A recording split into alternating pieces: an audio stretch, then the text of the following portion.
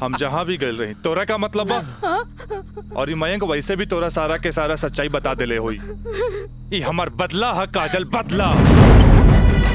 Principal से शिकायत करके ते हमरा के पुलिस और कानून के धमकी त दिला देले रहलिस, पर अब ब्याहता बन के सुहागरात मनेले बाड़ी। एकरा के छेड़खानी और रेप के नाम द नानू दे सकेली। भाभी भाभी देख ले हम कितना गला फाड़ फाड़ के चिल्लाता ली, गला फाड़ फाड़ के चिल्लाता रही। भाभी हमसे ब्याह कर ला, हम तुम्हारी जिंदगी भर साथ निभाए, लेकिन ना तोहार तो खोपड़िया में औते ना रहल। देख ला। ठीक है ही तो कहत आई। हाँ? ए काजल, तू मयंक से ब्याह कर ले। ऐसे भी एकरा हमार जूठन खाए की आदत बा। तू अब बस हमारे को जूठन बारू, जूठन जूठन। काजल,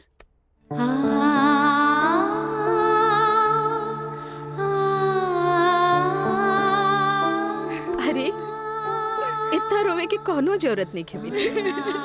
तोर बाबूजी ठीक बाड़न।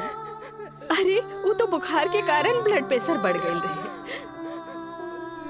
इतना परेशान मत हो, इतना परेशान मत हो। माई, हमरा से बहुत बड़का गलती हो गई। हम एक्सकर्शन में ना गए रहे, बल्कि हम अपन बॉयफ्रेंड के साथ गए रही। और वो हमरा के दगा दे गए।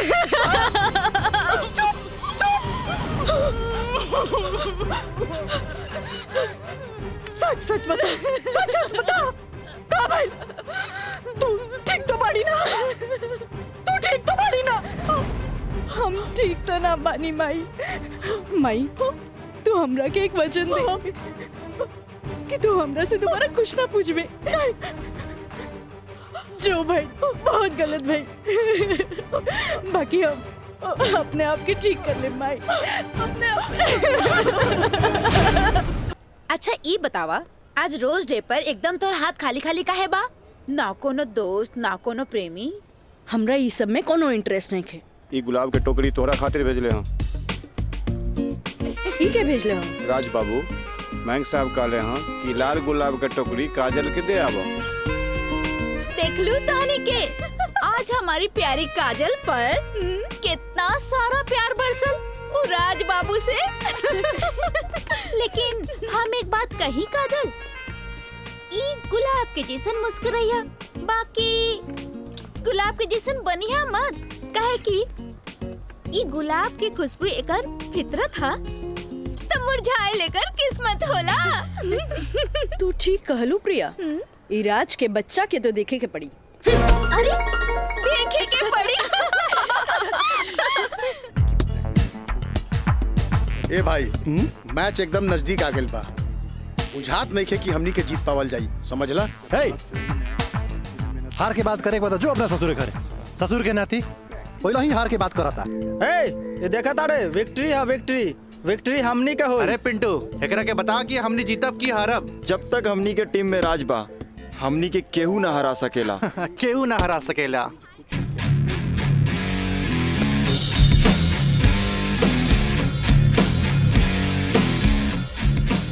मयंक, हाँ राज, जीत केकर होई? जीत तो हार हुई और के कर हुई।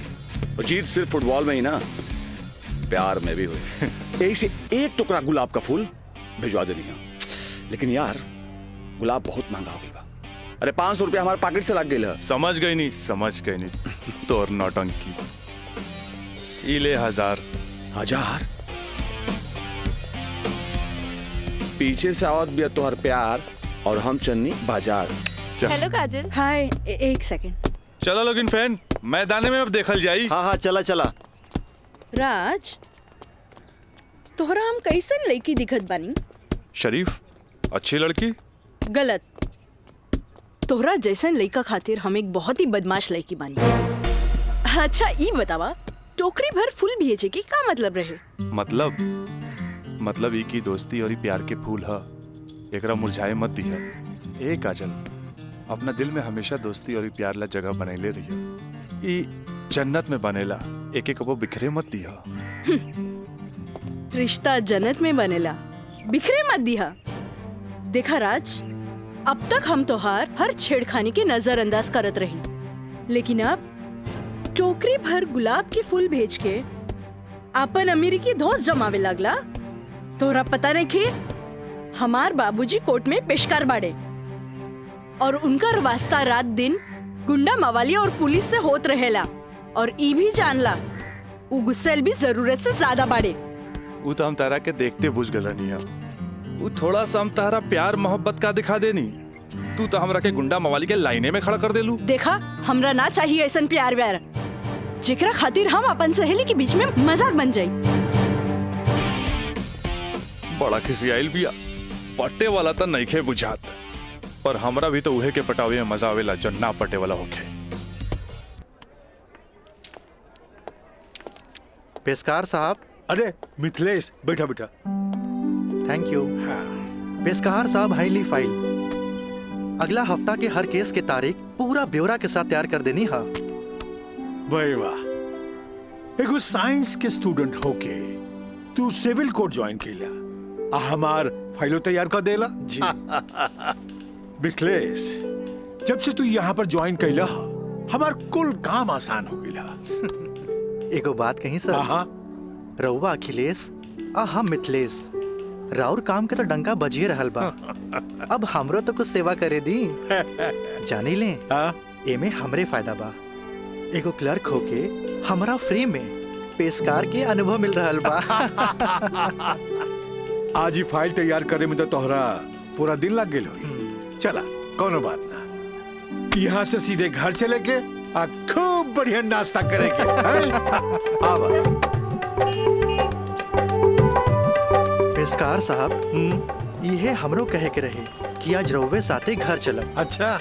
असल में काजल के एग्जाम नजदीक बा, से उनका खातिर कुछ नोट्स तैयार कर ले बानी, जे दे भी देव। अच्छा अच्छा अच्छा, तो यही से काजल के फोन आए रहे कि आज लिट्टी चोखा बनौले बानी। मिथिलेश बाबू के भी साथे ले ले आई है। ठीक बा, चला चली।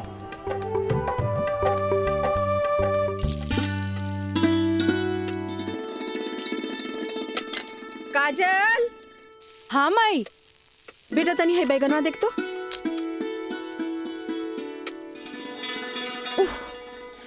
तोर भरता बन जाए ना, तनी दोनों जने के प्लेट में डाल के दिया। ठीक बा माई। तबले हम चाय लेके आवा तनी। ई लिए लिट्टी चोखा।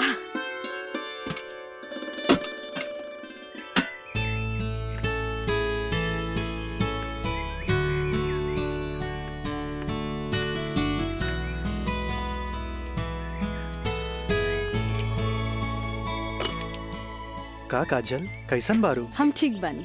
नोट्स लेनी की ना? अरे कैसे ना लेती, तहरा हाथ के पंजाबियन के भी फेल करे वाला बैंगन भरता जी खाए के रहे। ठीक कहला मिथिलेश, अपने काजल के हाथ के बनावल भरता के कारण ही सगरो रिश्तेदार के आवन जावन लागल रहेला जी, वरना ये मोबाइल तो रिश्ता नाता के अलगे ही कर देला सर। जी बिल्कुल सही कहनी। काजल, हाई ला अपन नोट्स। हमार अंदाजा है कम से कम इमे से 2-3 सवाल तो जरूर आई। अरे खा भी मिथिलेश, लिट्टी ठंडा हो जात बा।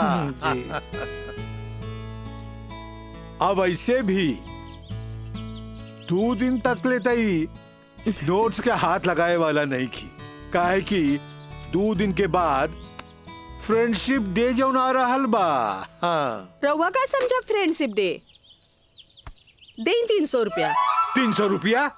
अरे काजल के फ्रेंडशिप बैंड खरीदे के बा। है, आओ चलो अपना बेटी के माथा पर। है फ्रेंडशिप डे, काहे ना कोनो बड़ी सेठ से बियाह कर ले लो। अरे करम में तो पेशकार लिखल रहे, तका करती है? काम आई। हमार बाबूजी की कम समझे लो, मजिस्ट्रेट तो आइला जाइला, बाकी हमार बाबूजी के तो सारा जिला जवार जानेला। का मिथिलेश बाबू? हाँ हाँ बिल्कुल ठीक कह लो।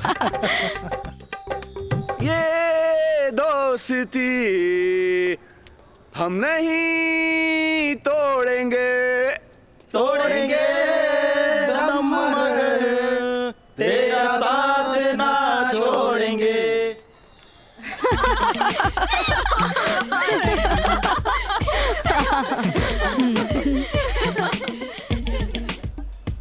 बन के मुस्कुराना भी जिंदगी है, मुस्कुरा के गम भुलाना भी जिंदगी है। क्या बात है। तब मिल मिल के दोस्ती निभाना भी जिंदगी है।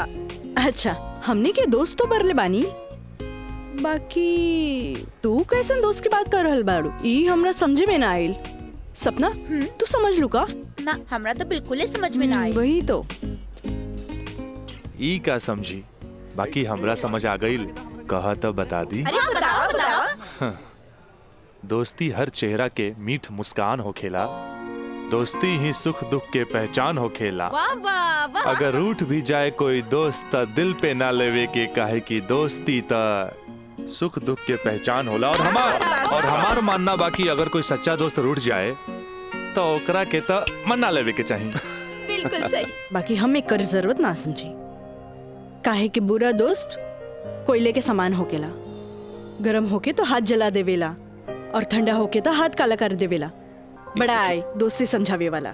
तू लोग सुना इनके प्रवचन, हम जाते हैं। अरे तरी रुका तो।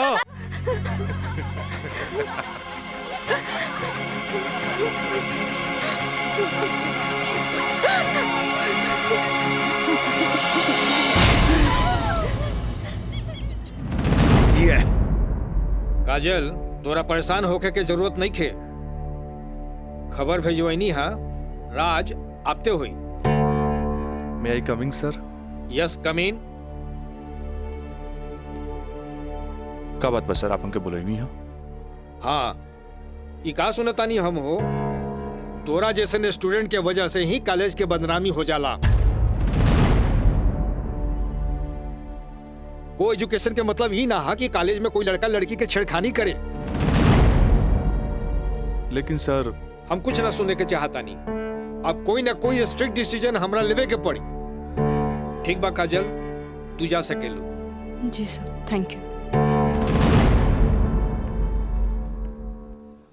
लेकिन सर हम ऐसा क्या कर देनी है कि काजल आपके लगे हमारी शिकायत लेके आ गई है? शुक्र मनावा कि वो हमारा पास आ गईली। अगर पुलिस के पास जईती त सीधे अरेस्ट हो जाता। बुझला, आजकल ऐसन कानून आ गइल बा कि एकरा में बेलो ना मिलेला, सीधे जेल होखेला। बाकी सर वहाँ और भी तो लड़का लेके रहे। हाँ, अरे यह तो हम कहे के चाहत नहीं तोहरा। और भी लड़की रहे, यह लड़की के छेड़े के का जरूरत रहे? वो पेशकार के बेटी के मामला बढ़ जाइत त का होइत? तोहर बाबूजी के हम काम मुंह दिखैती। आइंदा ख्याल रखी है, तू जा सकेला। ठीक बा सर, थैंक यू। मयंक भाई, बहुत टाइम लगिल प्रिंसिपल के यहाँ। अरे तो आबते हो है ना। का बात भइल? बार टाइम लागत होला। कहत रहले हाँ, ऐसन के काहे पटावेला जौन शिकायत लेके आवे, ऐसन के पटावा जौन शिकायत ना करे। तो प्रिंसिपल साहब गलत का कहत बड़ा? पता ना काजल में का देख लेले बड़ा कि वही के पीछे भागा जात बड़ा। तोहनी के ना बुझाई, हमरा ओकरे पटावे में मजा आवेला जौना के पटावल मुश्किल बा।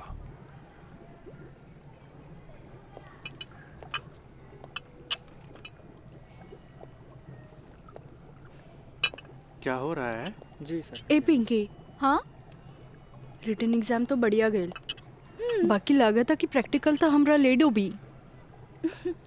हमरा तो बहुत बढ़िया बा। बस एकरा में से नापे के बा और ए में लिख लेवे के बा। अच्छा बतावा, का करी? इसमें का डाली? एकरा में ई एसिड डाला। ये? हाँ। पक्का? हाँ।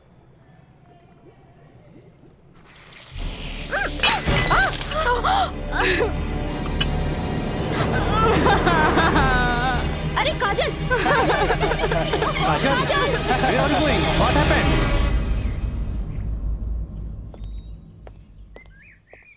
प्रणाम माँ जी। प्रणाम, बैठा। अकेले पेशकार साहब कहाँ रह गइलन? उहे बतावे के बा जे आज उनका कचहरी में देर होखी। अच्छा अच्छा। काजल के आज प्रैक्टिकल के आखिरी एग्जाम रहे, से पूछे के बा कि एग्जाम कैसन गईल। अब देखा बहले तो ऐली ना, कैसन जाए कहा जाए कुछ समझ में नहीं खेवत। अभी औते हुई ई देखा। अरे का? अरे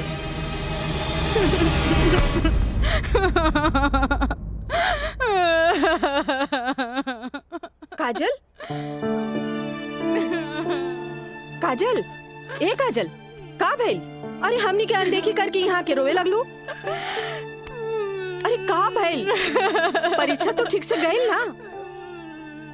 अरे बोल। प्रैक्टिकल खराब हो गए, एन वक्त में टेस्ट बुक टूट गए। हम फेल हो जाए भाई, हम फेल हो जाए। अरे का काजल, तू तो बड़ा जल्दी निराश हो जाली। अब केमिस्ट्री थ्योरी में जहाँ तक हमनी सोचले रहनी, कम से कम तोहरा के 40 मार्क्स तो मिलबे करी। अब प्रैक्टिकल में मार्क्स नहीं हो मिली तब पास होके से के रोकी? बाकी मिथिलेश बाबू, हम तो प्रैक्टिकल में छोड़ के आ गए नहीं। अरे तो का भइल, इन्विजिलेटर 0 ही दिहन ना, इतना हदीर काहे होत बारू?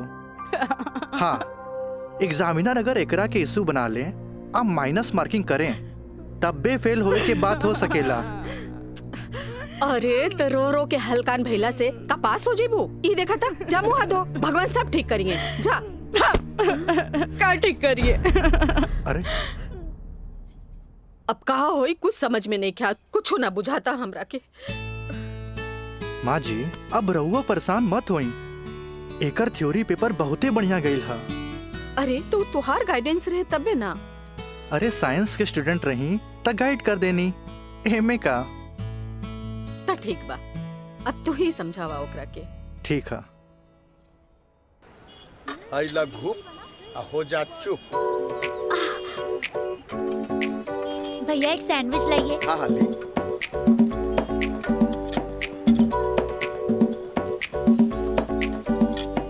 मुझे भी तो दो, और तीखा बा। भैया जल्दी से दो ना, मुझे भी। लेकिन छोला थोड़ा ठंडा हो गया है ना? अच्छा बा, ठीक बा। भैया रायदा, अब हमरा के चाहिए बस। अरे खाना यार, कहे अभी से एग्जाम में फेल हो गए लुका? हाँ, कहे चिंता में बड़ू हो? हाँ, चिंता ना रही का, थोड़ा नहीं के। Excuse me girls. काजल, तू तो बुझाता कि अभी लेक हमरा से नाराज बाड़ू। अरे नाराज तो हमहू रही तारा से, पर हमरा हमार दादाजी के सिखावल एगो बात याद आ गई। कोई भले ही बोए तोहरा ला काटा, तू बोए ओकरा ला फूल। देखा काजल, तू तो प्रिंसिपल साहब से जाके हमार शिकायत कर देलू, पर हमरा हमार दादाजी के सिखावल उ बात याद आ गई। भाई तो उनकर पोते नू, हम जकरा चाही लेनू ओकर पूरा ख्याल रखीले, है ना? देखा है ने, और ये बात के पता तोरा बड़ा जल्दी लग जाई, बुझाइल? गर्ल्स, आप लोग के रिजल्ट आ चुकल बा। अच्छा। और ये क्लासरूम में आप लोग का रिपोर्ट कार्ड बट रहल बा। जाई चल चल जल्दी जल्दी चला। अरे जल्दी चला, चल। ए काजल, कांग्रेचुलेशन, आपके केमिस्ट्री के प्रैक्टिकल में 20 में 20 मार्क्स मिलल है। Mister Raj, for your kind information, हम केमिस्ट्री प्रैक्टिकल एग्जाम ही छोड़ देनी है। ऐसे अपन कांग्रेचुलेशन अपने पास रखी। हाँ। Roll number 31। यस सर।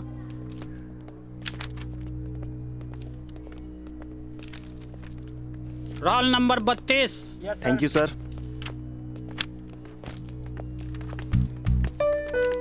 Roll number 33। यस सर। Roll number 34। यस सर। Roll number 35।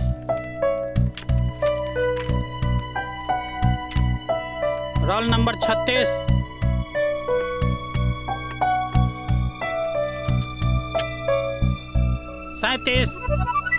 Roll number 38।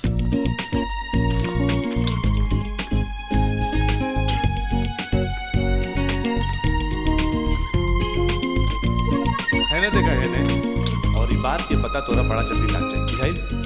ए पिंकी पूजा, हाँ, का ई देख ना, हमरा के सच में केमिस्ट्री प्रैक्टिकल में 20 में से 20 मिलल।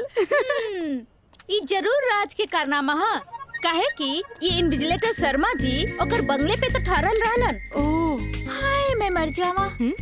अगर तोहरा जगह पे हम रहती ना, तो राजा के तो रानी बन जाती। जा बन जा। तारा के देख के ना एगो बात याद आ गई। इया कहे धिया धिया, धिया कहे चिया चिया।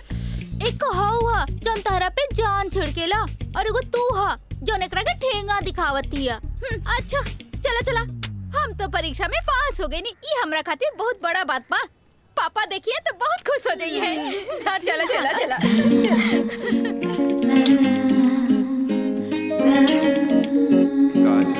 दादाजी के सिखावल एगो बात याद आ गई, कोई भले ही बोए तोहरा ला काटा, तू बोए ओकरा ला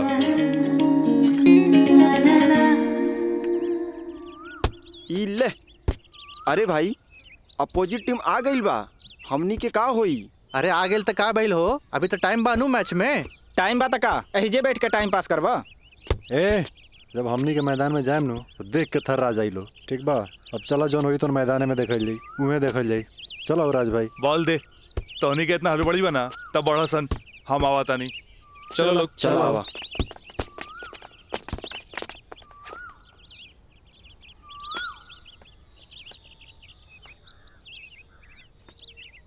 सुनो,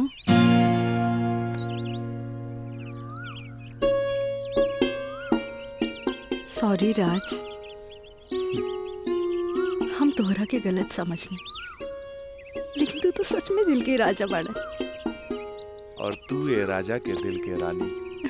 ए काजल, हम तारा के बहुत चाहेनी। Thanks for chemistry practical marks. WhatsApp number मिली का? व्हाट्सएप? हाँ ठीक बात, ले ली। 8291 71 7752। 8291 71 7752।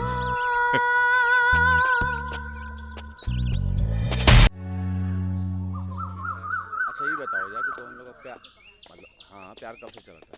काजल बताओ ना। बाय। काजल, हम दोनों एक दूसरा से प्यार करेले, फिर भी तू हमरा से दूरी बना के काहे रहेलू? राज, हम कोनो ऐसन वैसन लड़की ना है। जब तक शादी ना होखे तब तक हमनी की दूरी बनौले रखे के चाहिए। गुड, तहारी ये आदा हमरा के निक लागेला। हैने सुना? हाँ? देखा राज, तू हमार कोनो फायदा ना उठा पाई बा। एक मिनट, हम आओ तनी।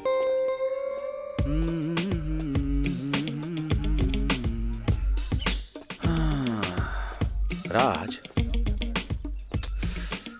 यार एगो बात बताई।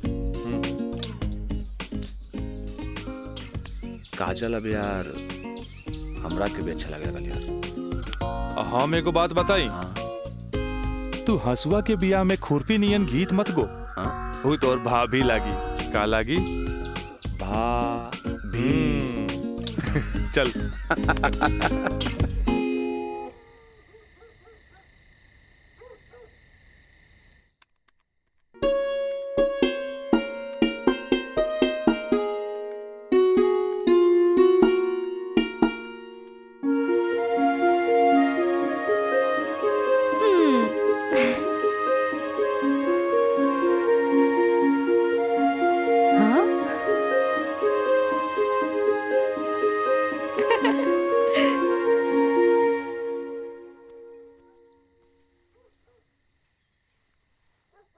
घर के सब काम निपटा ले लू? हाँ, ब्लड प्रेशर के ई लोसर एज खात खात रउआ के सालन बीत गए। अरे एक बेर डॉक्टर से पूछ लेती कहीं गोलियां तो ना चेंज करे के बा, एकर साइड इफेक्ट भी होला। एक बेर हमार बाबूजी के पैर ऐसे ही सूज गए रहे, जब गोली चेंज भइल तो एकदम ही ठीक हो गइल। तू हमार कितना ख्याल रखेलू? अच्छा ये बतावा, तू अपन थायराइड के गोली खा लू कि ना? अरे कहाँ खाइला, 3 दिन से तो वो खत्म हो गइल बा। का गोली खत्म हो गई? तू हमरा का बतैलू ना कि गोली खत्म हो गई? चाहे तू मरबू, तू एक दिन जरूर मरबू। फिर हमरा से ये ना कहिया कि हमार ख्याल ना रख ले। अरे जब मरिए जाए तो कहा बोला? तब तू का चाहेलू हम जिए थे जी मर जाएं? हैं? दहाइला आज के बाद हम हो दवाई ना खाई। राउंड पारा चढ़ गई। हाँ? तलवा के लहर माथा पर चढ़ गई। अरे तलवा के लहर माथा पर ना चढ़ी तो क्या हुई? तू दवाई ना खाइबू तब बिस्तर पकड़बू, फिर घर के चूल्हा चौका घर बाहर के देखी।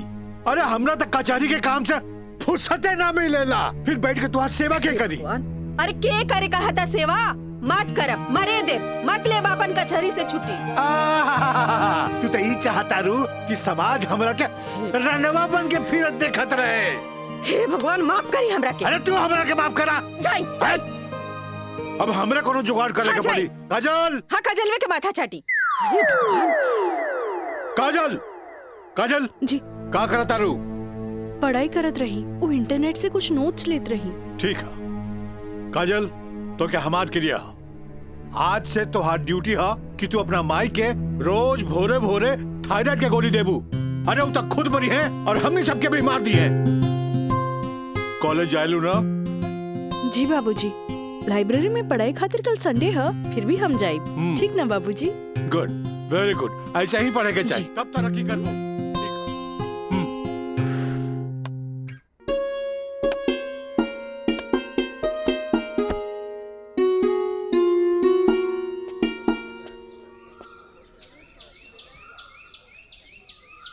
काजल। Thank you. काजल, हम दोनों एक दूसरा के बहुत चाहिए, पर जब हम हमरा फ्यूचर के बारे में सोचिले तो हम देखिले कि हमार बाप के पास बहुत दौलत बा। उनकर दौलत के संभालत संभालत हमार जिंदगी गुजर जाई। हमरा ये आम आदमी नियन नौकरी चाकरी करे के फुर्सते ना मिली। अब बस तू हमरा जिंदगी में हमार जीवन साथी बन के आ जा, तो हमारी जिंदगी एकदम मजे में गुजर जाई। ए काजल, तू काहे ना अपना बाबूजी से हमरा बारे में बात करेलू? बाबूजी से? ना बाबा ना, हम ना बोल सकेनी। हमार बाबूजी बहुत गुस्सेल बाड़न। वाह भाई वाह, इकलौता बेटी भैला के बाद भी तू अपना बाबूजी से बात न करबू, काहे कि वो बहुत गुस्सेल बाड़े। और इकलौता बेटा भैला के बाद भी हम अपना बाबूजी से बात ना करब, काहे कि वो बहुत पैसा वाला बाड़े। ऐसा में तो हमनी के सपना धरल के धरल रह जाई। काजल, काहे ना हमनी के भाग के शादी कर ले जाओ? बिना बतैले भाग के शादी कैसे कर सकेनी? हाँ काजल, हफ्ता भर के तो बात रही, हमनी के भाग के कहीं भी शादी कर लेल जाए और ओकरा बाद अपना अपना बाबूजी के बता देहल जाई। सोचत का बाड़ू, तारा से ऊंच कूल और धनाट घर के हई। जब तू अपने बाबूजी के बतैबू नु तो ना कर पाई है। और हमहू जब हमरा बाप के बताएब कि हम भाग के शादी कर ले बानी, तो नाहियो चाहते हुए भी तारा के अपना बहू के रूप में अपना ली है। ए काजल, हम तारा बिना एक पल भी ना जी सकीले। ठीक बा, हम कोशिश करब। इनु भइल बात। अब छोड़ा हमरा, बाय।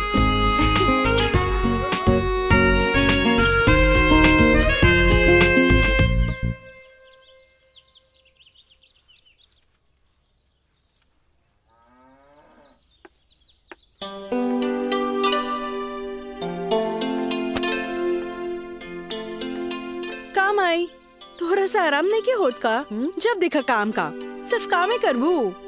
हमारा आराम के छोड़, ई बता हमरा से तोरा के का काम पड़ गई जे हमारा आराम के सोचे लगली? काम आई, हम तो हमेशा सोचनी ना माई। कॉलेज से एक हफ्ता एक्सकर्शन खातिर हमनी के हजारीबाग जाए के बा। हम डैडी से ये बात नहीं के बोल सकत, परमिशन दिला दे ना माई प्लीज। हमरा के मजौवा के समझ ले ली का? हाँ, अरे हमहू ग्रेजुएट बानी। ई होली में तोरा के कौन कॉलेज लेके जाता? वो होली तो मार्च में पड़ी, अभी तो फरवरी चल रहा बा। एक ही हफ्ता की तो बात बा माई, प्लीज माई प्लीज। अच्छा, तोर बाबूजी आज ऑफिस नहीं खे गइलन, मिथिलेश के संगे बैठल बाड़े। कौनो शादी में जाए के बा, चल कोशिश करता। Thank you Mai, thank you. Mithilesh, वो कहल जाला ना कि हाकिम के अगाड़ी या घोड़ा के पिछाड़ी ना रहे के चाहिए, हैं? मजिस्ट्रेट साहब के इकलौती बेटी के बियाह, यही से हम खुद चलता नहीं तो हम न्योता तोहरे हाथे भिजवा देती। अरे रउआ चलती तो उनको भी खुशी होत। हाँ, लेकिन हाँ? ई का कहतिया? का कहतिया? अरे कॉलेज टूर पे एक हफ्ता खातिर हजारीबाग जाए चाहतिया। ये एजुकेशनल टूर आके पिकनिक? एजुकेशनल टूर अच्छा। बोली ना। ये तो निम्न बात हो सर। स्टूडेंट्स के बाहरी दुनिया देखल उतने जरूरी है जितना विषय के ज्ञान। ठीक है, एजुकेशनल टूर है तो मैं अलाउ करता नहीं, बाकी नो मटर गस्ती, ओनली पढ़ाई। जी पापा। ये बतावा ये सब में कितना खर्चा आई? 2-3 हजार पापा।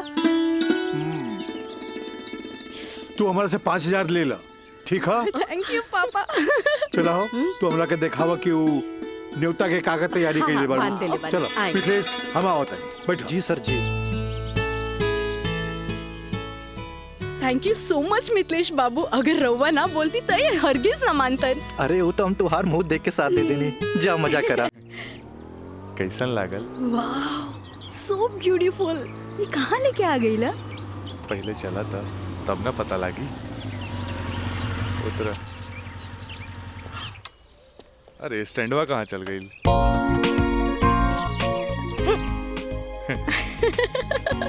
बड़ा धांसू सजेले बा। हाँ चला चली। हाथ तो दा। कहाँ जाए के है? इधर।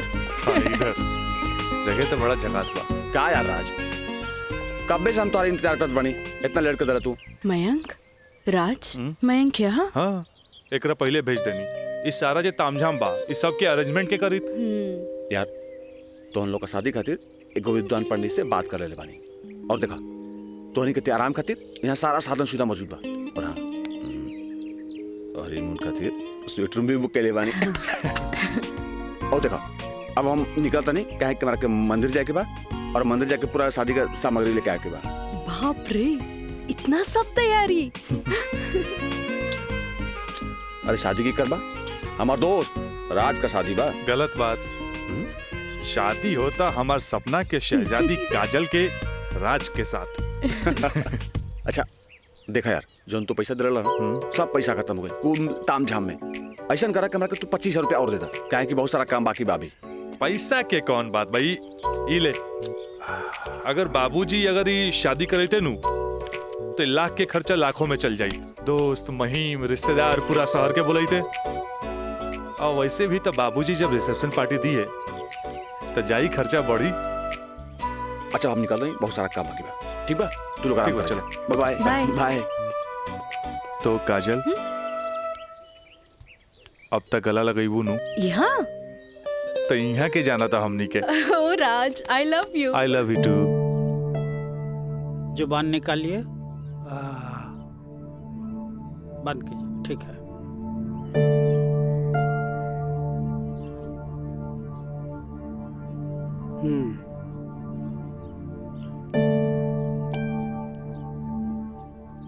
सांस लीजिए और जोर से।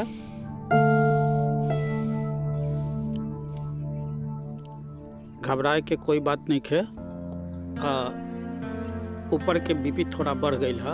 अच्छा। से लागता कि काम के प्रेशर ज्यादा बा। जी नया मजिस्ट्रेट आइले हाँ, से कुछ ज्यादा ही फाइल इनके हवाले कर देले हाँ। ठीक है, ठीक हो जाई। अभी आंख लगल बा, सोए दिन का के। और हाँ पानी पियावल करी, काहे कि पानी पियला से पेशाब यानी यूरिन पास हुई तो रिलैक्स हुई है। जी जी बाकी दवा वही चली। जी ठीक बा? डॉक्टर साहब। जी डॉक्टर साहब हाईली अपन फीस। ई का करतानी, जे आदमी पेशकारी में हमरा से कहियो फीस ना ले ले, उनका से हम फीस ली रह दी। डॉक्टर साहब थैंक यू, थैंक यू। प्रणाम डॉक्टर साहब।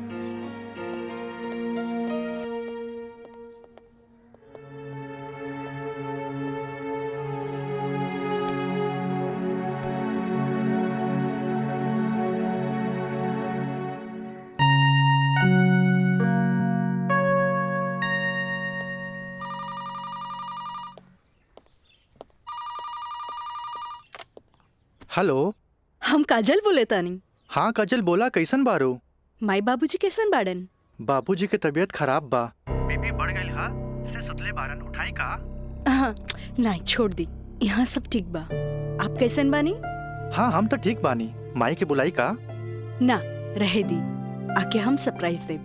ओके बाय। Okay bye. केकर फोन रहे? काजल के। अच्छा वहाँ के ठीक बारी अच्छा। खोज खबर लेत रही। अच्छा माँ जी, हम चलत तानी, सांझ के फिर से आ जाए। ठीक बा।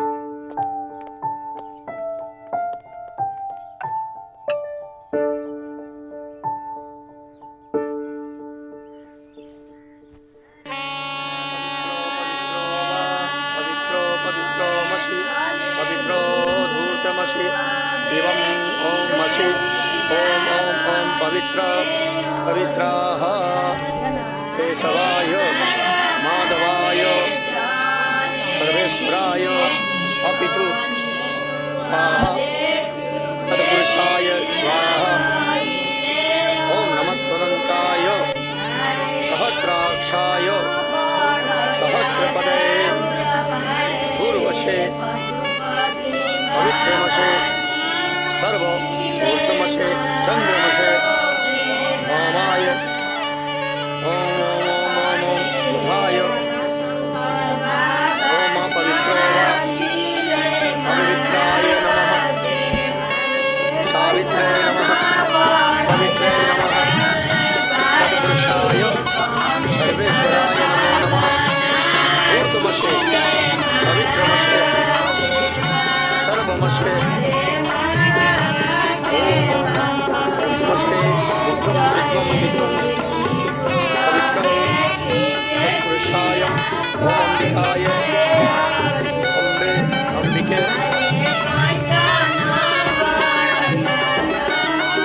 राजलाय राजाय नमो नमो नमो नमो विवाह संपन्ना भवतु।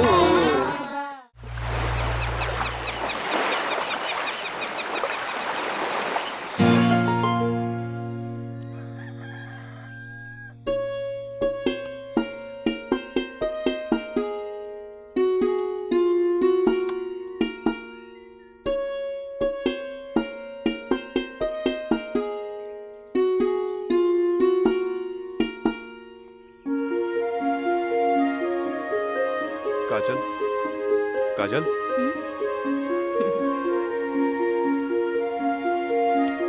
Good morning. Good morning.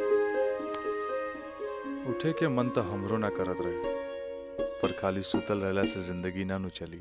चाय ले लो, हैं? गर्मा गर्म चाय। मयंक, अपने हाथ से बनेले बन। ए ओ कुछ ना, सिर्फ भाभी खातिर। और ई गर्मा गर्म चाय। काजल, इस शादी ब्याह में कुछ ज्यादा खर्चा हो गई। हमरा घरे जाए के पड़ी। वो कहा कि अपने बाप से कुछ पैसा भी ले ले और उनका के इस शादी ब्याह के बारे में बता के पटा भी ले। आखिर तेहरा के ले जाके उनका आशीर्वाद भी तो दिलावे के बा। लेकिन तबले हम कहाँ रहब? अरे यहाँ रहबू, तहारी देवर बानू मयंक। हाँ? का मयंक, भाभी का ख्याल रखबे ना? बिल्कुल बिल्कुल ख्याल रखब। ये ले पैसा। अरे और वाह। यहाँ के सब बिल उल चुका दिए। बिल्कुल भाभी, टेंशन नहीं लगा, कोनो जरूरत नहीं के। हम बगल वाला कमरा में बाड़ी। और हाँ, तू चाय पी के फटाफट फ्रेश हो जा और जो खाए पिए कोई ऑर्डर दे दिया। ठीक ठीक बा। और हम रात के छोड़ के यूं आवता नहीं। तू चल, हम आवता नहीं। चल। ए काजल, अरे हेने आवा। कल साझे लिख के तो बात बा, हम यूं गई नहीं यूं आई नहीं। और वैसे भी अब तहरा बिना हमार मन कहाँ लागी। अब जाई भी और जल्दी आई। ठीक बा।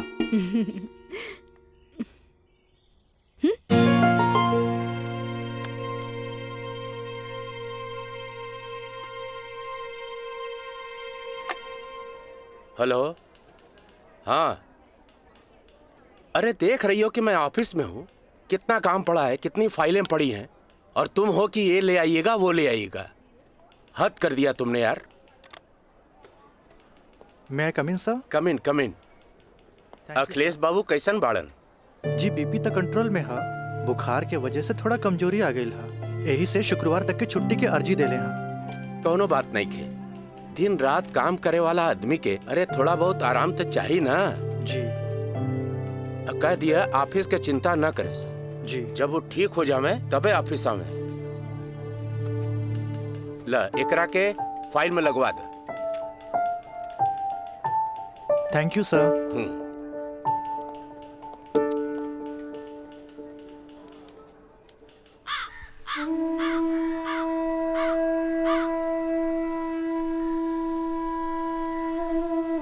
अरे भाभी, आइए बेटी। भाभी का बात बा? बड़ा परेशान लागत बानी। हम राज के फोन लगा लगा के थक गए नहीं। कभी डेड टोन मिले था तो कभी आउट ऑफ कवरेज एरिया। तोरा पास उनकर कोनो लैंडलाइन नंबर बा? ना भाभी, और हम उनका दूर नंबर पे फोन लगा के थाक के हार के बैठ गई। हैरानी की बात तो ये बाकी कि गईला के बाद ना कोनो खबर, ना कोनो कॉल, ना कोनो मैसेज। भाभी तू टेंशन मत ले, हम अपने को दोस्त के भेजले बानी और जैसे ही खबर मिला था सबसे पहले हम तोरा के बताई। ठीक बा, हम अपन कमरे में बानी। अरे भाभी घबराए कोनो बात नहीं की, हम बानी ना।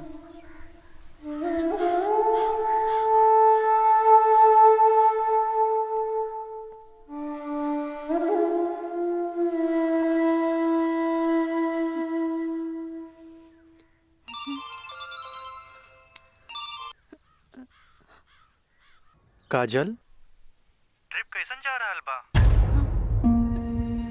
ट्रिप ठीक बा। का बात बा? तोहार आवाज में खनक नहीं खे?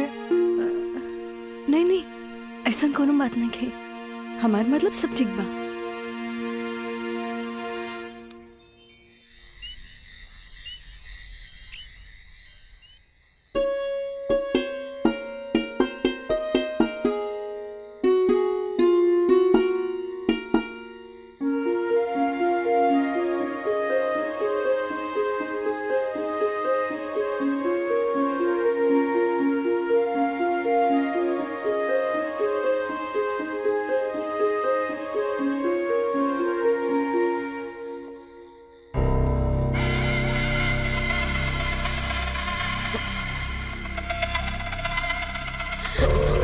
देवर जी, मयंक, ये क्या बदतमीजी है? चल जाइए यहाँ से, वरना राज के बता दे। किसे? राज से?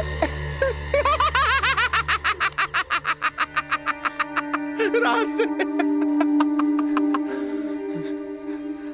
वो भाग गए? हाँ? आवेला नहीं खे? हाँ? तोरा क्या पता? हाँ? ये भी कुछ हो रहा बना? सब ओकरे प्लान के तहत हो रहा बा। वो तो तोरा के भोग के और भौरा जैसे चूस के भाग गए। काजल, पता बा, जब तो के पहला बार देख ली तू पहली नजर में हमके पसंद आ गई। और हम तो के दिल से चाहे लगे। काजल, आज दिल से चाहे लगे। तुझे कहा तारा कौन सच बा? सच ना, 16 आना सच बा। ये बात हम तुझसे बहुत पहले बता दी थी, लेकिन क्या करी, ये मेरी और मेरी हमार मुंह बन के तरस।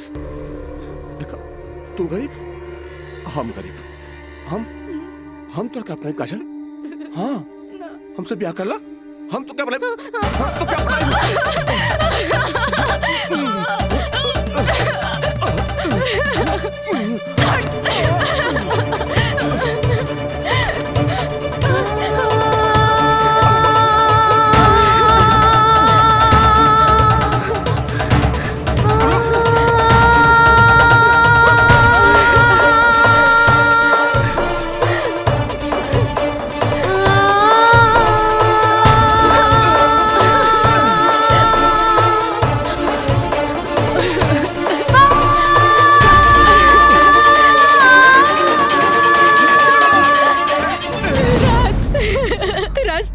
तो क्या चल गए रे हमरा के छोड़ के। ई महंग तो और काजल के बर्बाद करेंगे चाहत रहे।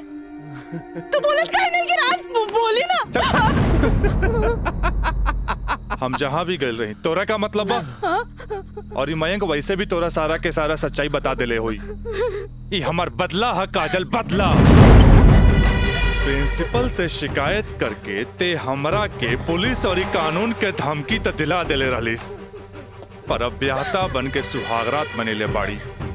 एकरा के छेड़खानी और रेप के नाम तो नानू दे सकेली। भाभी देख ले हम कितना गला फाड़ के चिल्लाता रही। भाभी हमसे ब्याह कर ला, हम तो जिंदगी भर साथ निभाए, लेकिन ना तोहार तो खोपड़िया में औते ना रहल। देख लो। ठीक ही तो कहत आई। हाँ ए काजल, तू मयंक से बियाह कर ले। ऐसे भी एकरा हमार जूठन खाए की आदत बा।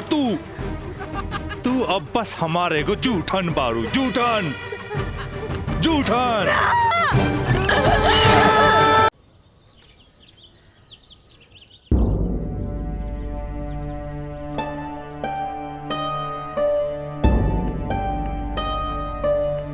काजल,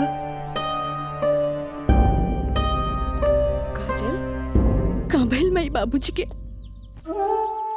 अरे ये ठीक बाड़न, दवाई खा के सुतल बाड़न। रुका हम उठा देता नहीं। ना मैं रह दे, आराम करी दे।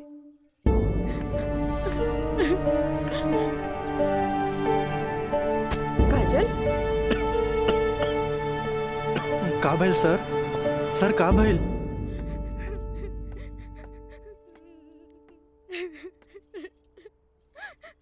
काजल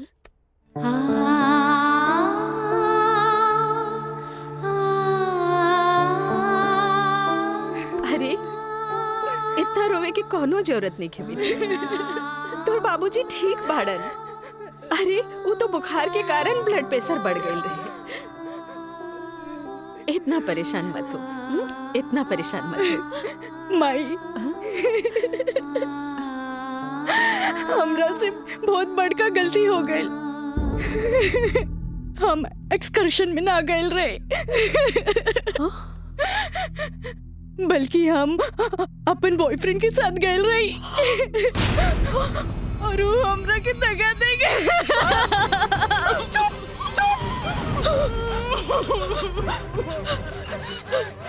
सच सच बता, सच सच बता। का भाई तू ठीक तो बाड़ी ना? तू ठीक तो बाड़ी ना? हम ठीक तो ना बानी माई। माई तू हमरा के एक वचन दे कि तू हमरा से दोबारा कुछ ना पूछबे। जो भाई बहुत गलत भाई, बाकी हम अपने आप के ठीक कर ले माई, अपने आप। काजल,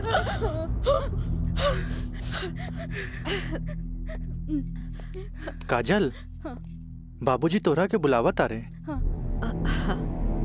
चल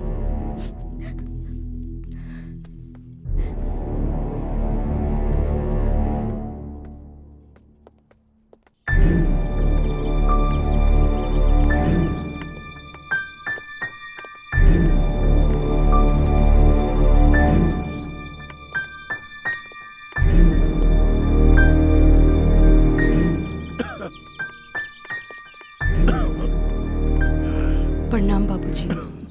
अब तबीयत कैसन बा? आ गइलू बेटा? ठीक है बा। तू बतावा तो ट्रिप कैसन रहा और अब आगे पढ़े के का प्लान बा बेटा?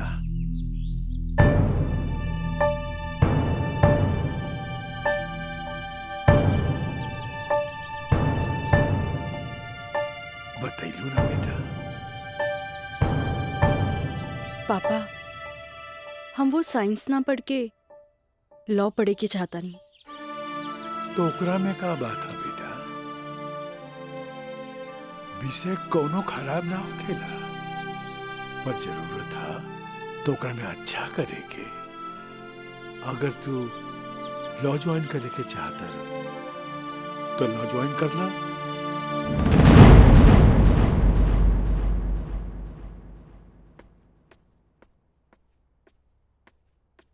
का काजल बेटिया, तबीयत ठीक बानो?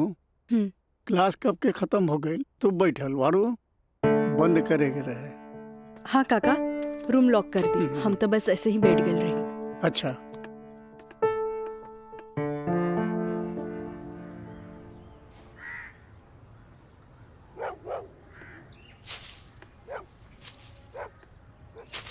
काका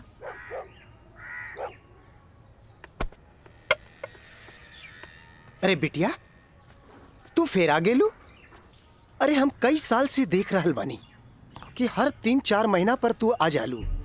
पर बिटिया राजा तोहरा से नइखे मिले चाहता। वो बड़ लोग हवन, उनकर जिंदगी में तारा जैसी लड़की की कीमत चाय के कुर्बा के बराबर हा जे पी के फेंक देवला। काका तोहरा का लागता कि हम एगो फेकल कुर्बा है? नहीं बिटिया नहीं, ऐसे बात नहीं की जे हम देखिला से बताइनी। बिटिया हम उनकर घर के नमक खैले बानी, फिर भी जब जब तू आयलू हम उनका बताइनी, पर राजा बाबू है कि एक कान से सुनेला और चल जालन। पर बिटिया हम वहां के नौकर हैं, फिर भी अगर हम तहरा काम आ जाई ना तो हम अपना एक बहुत खुश नसीब समझब। काहे कि तू जब जब आवे लुनू हमारा देखल नहीं जाला बिटिया। काका अब की बार उनसे कह दिया कि काजल आखिरी बार आयल रहे, एगो घड़ा रहे जेकर पानी ऊपर तक भर गई।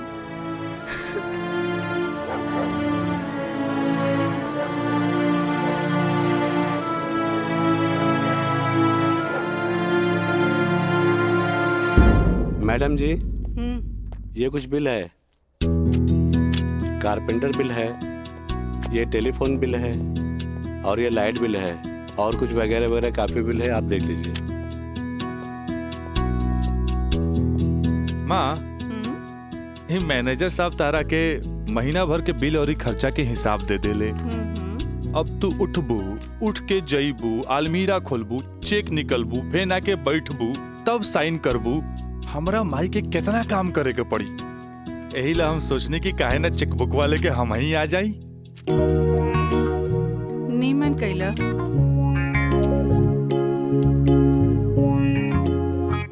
अच्छा तो तू एम्मा अपन 50,000 का चेक पहले से भर ले बाड़ा, तभी तो हम समझे कि माई के इतना मस्का काहे के। माई अब तू ही बताओ कि इतना अमीर बाप के लड़का हई तो दोस्त महीन के टाइम टू टाइम पे पार्टी तो देहे क्यों पड़ी ना। देव तो हमरा बाप के ना कट जाए की ना का मैंने सब। बिल्कुल राजा बाबू। जी ले अपन बाप का ना कोच कर। इनू भाई हमरा दुनिया के सबसे बेस्ट माई वाला बात। Love you Mai. मैनेजर साहब। जी मैडम। इस सब रसीद आप एक साथ पूरा बिल कह के हमरा के दें, हम एक एक गो चेक काट देते हैं। जी मैडम। ठीक है जी मैडम। हमरा ई बात के बहुत खुशी बा कि रवा लोग हमार ग्लोबल कंपनी में इन्वेस्टमेंट करे के चाहता नहीं। ये हमरा खातिर बड़ खुशी के बात बा। बाकी हमरा भी कुछ देखे के चाहिए ना कि हम दिन दुगना रात चौगुना करके रवा लोग के पैसा लौटा दे ताकि मार्केट में हमार साख बनल रहे। Of course. Excuse me, gentlemen. बाबूजी, हाँ आप हमरा से वादा कैले रहनी कि आप हमरा नया कार किन के दे। अब हम खटारा हम ना चलाएं, बुझाइल नू। I want new car, okay? Yes, Raja is right. I am witness. Okay, I will buy car for you. Thank you, sir. हम चला तनी बाबूजी। तो ठीक बा, रवे कार खरीदा दे। बाकी राउर कार की खर्चा कंपनी के इन्वेस्टमेंट पे दिखावल जाए। ओके थैंक्स। जेपी साहब आपका बेटा तो हीरो लगता है। आखिर बेटा के करा हमरे नु। अरे यही तो उम्र में ऐश करे के।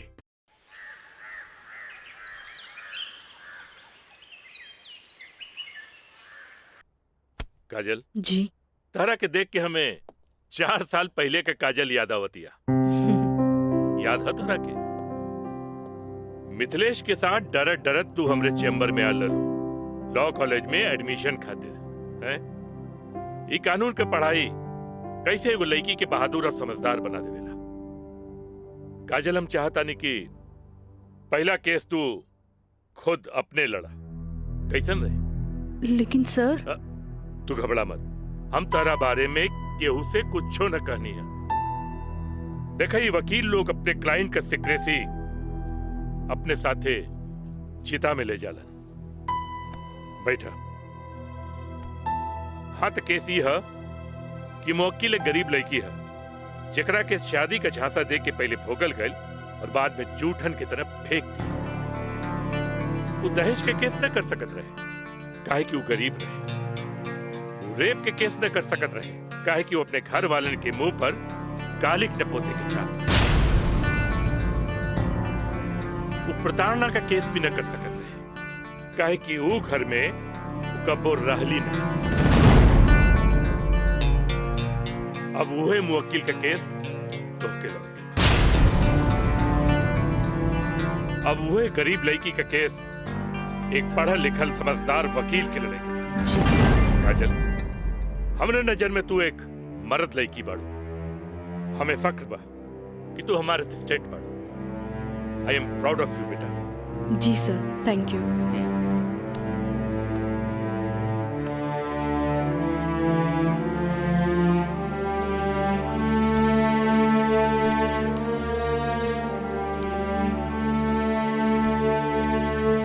बाबूजी, लड़की हर मोड़ पे डरत रहेली। अकेले होके तो सुनसान से डर, भीड़ में होके तो लोगन के डर, जब हवा उड़े तो दुपट्टा उड़े के डर, केहू गुरे तो ओकरा आग के डर, बचपन में माई बाप के डर, बड़ होके तो भाई से डर। सिर्फ डरत रहेली, तब तक डरत रहेली जब तक ओकरा जीवन साथी ना मिल जाए। और हमार जीवन साथी तो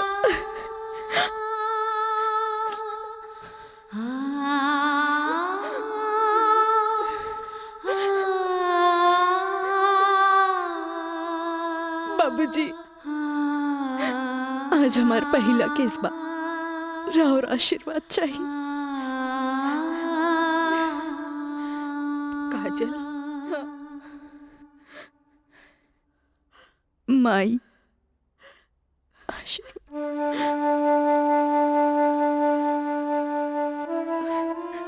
तोरा के वचन तो हम दे चुकल बानी, कुछ ना पूछेगे।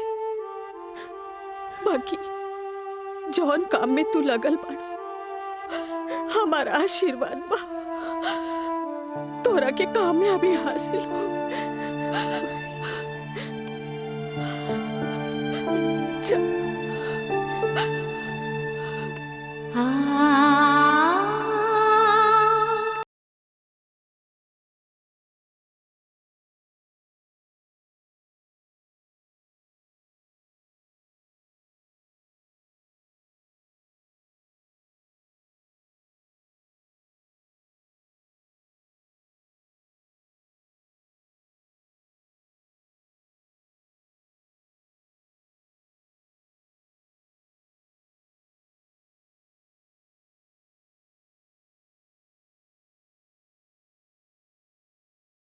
नौकरी का फार्म भरे के बा का है वो तुहार दोस्त राजा, वो ना करेगा तोरी मदद।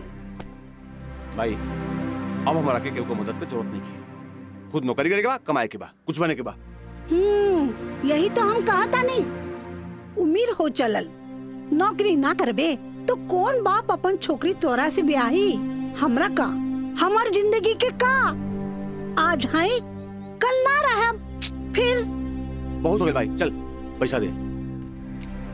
दे पैसा,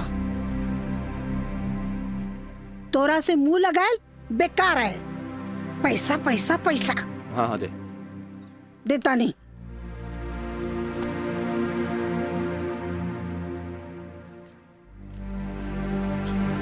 कितना? हम गिन ले ली, दे 500 और दे। ना नहीं, 500 और दे। का है? 3,500 चाहिए। देनी ना। चल अब ठीक काहे मांगता रे? चल जा, पैसा चाहिए। एक बात कही, तू दुनिया का सबसे अच्छा माई है। चल मैं चलता रही। मानता नहीं।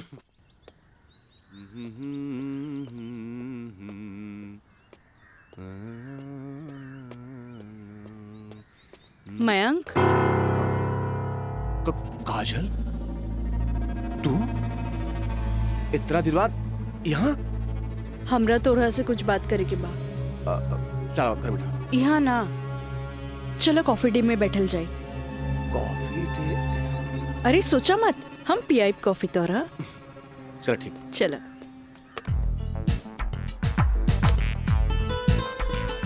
इला। Thank you. पिया ना।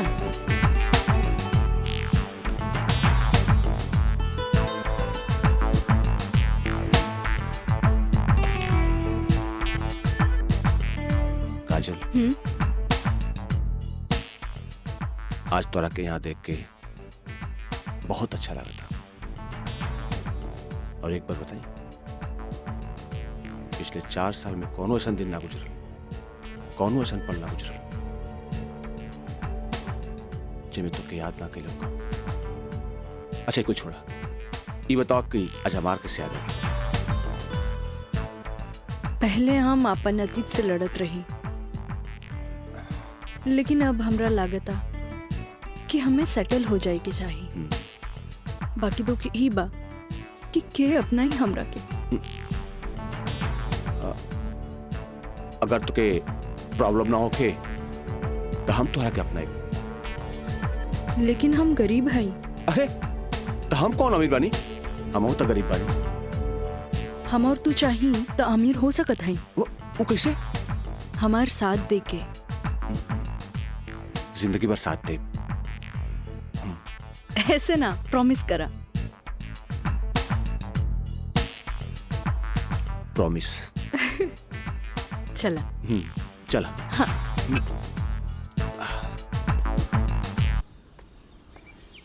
मिथिलेश जी, कोनो देर तो ना भइल? अरे ना बाबा, पहले ई बतावा भइल का? मयंक से साथ देवे की वादा ले लेनी है। अब तू अपन मिशन में कामयाब जरूर हो जाएगी। आगे देखी, लेट्स गो। सुनी, एगो बात कही, सब कुछ जलना के बाद भी आप हमें हेल्प करत हैं, ऐसे हम कबो ना भूल सके।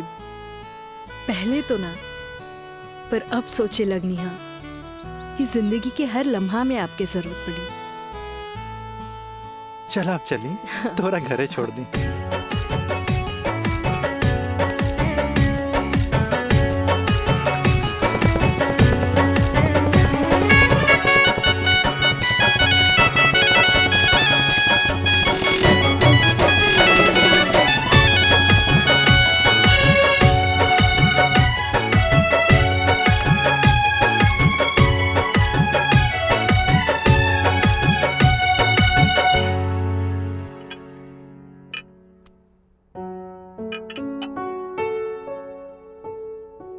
सुनी, एगो बात कही, सब कुछ जलना के बाद भी आप हमें हेल्प करत हैं, ऐसे हम कबो ना भूल सके। पहले तो ना, पर अब सोचे लगनी है कि जिंदगी के हर लम्हा में आपके जरूरत पड़ी।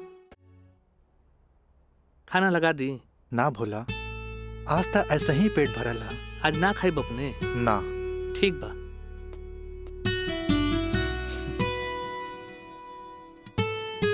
मैं पंडित देवी दत्त शर्मा। का कहनी है? देवी दत्त शर्मा।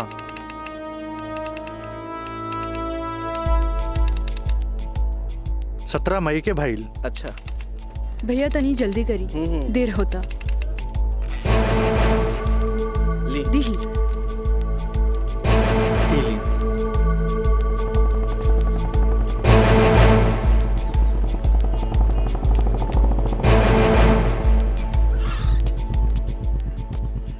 आ गए नहीं टाइप करा के? जी। लाइन लाइन दस्तखत हम कर दी। एली।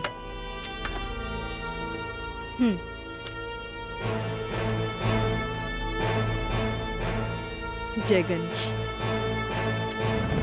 ई कामता हो गई।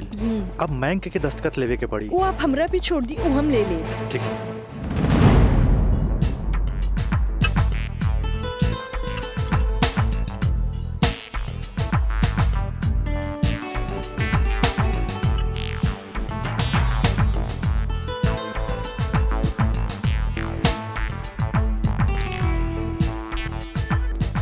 हेलो।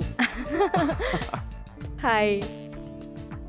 सॉरी यार, आवे में थोड़ा लेट हो गया। अच्छा यही देखा, हम तोरा खातिर का लेके आइल बानी। अच्छा पहले चाय पिया। इला।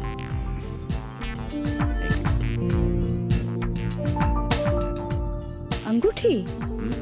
सोना के? हाँ। वो है इतना हल्का?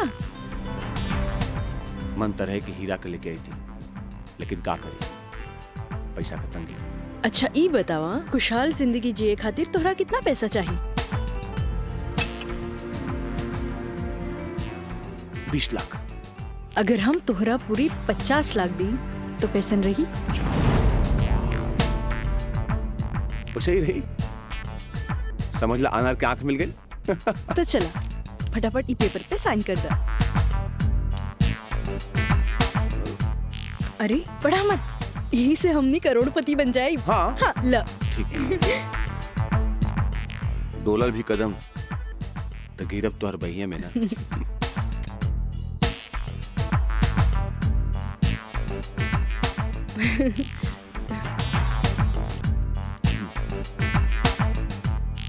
आज से हमनी का नया जिंदगी का शुरुआत।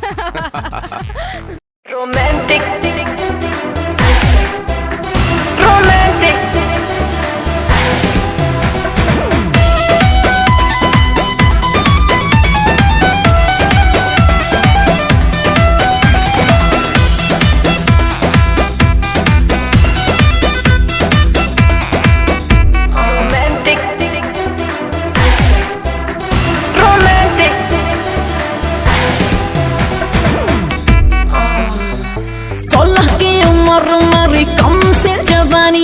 खोज रही हूँ ऐसा मुंडा जो हो खानदानी। हाँ 16 की उम्र मेरी कम से जवानी, खोज रही हूँ ऐसा मुंडा जो हो खानदानी। इंग्लिश नहीं चलेगा ना चलेगा हॉटी, तो कैसा चलेगा?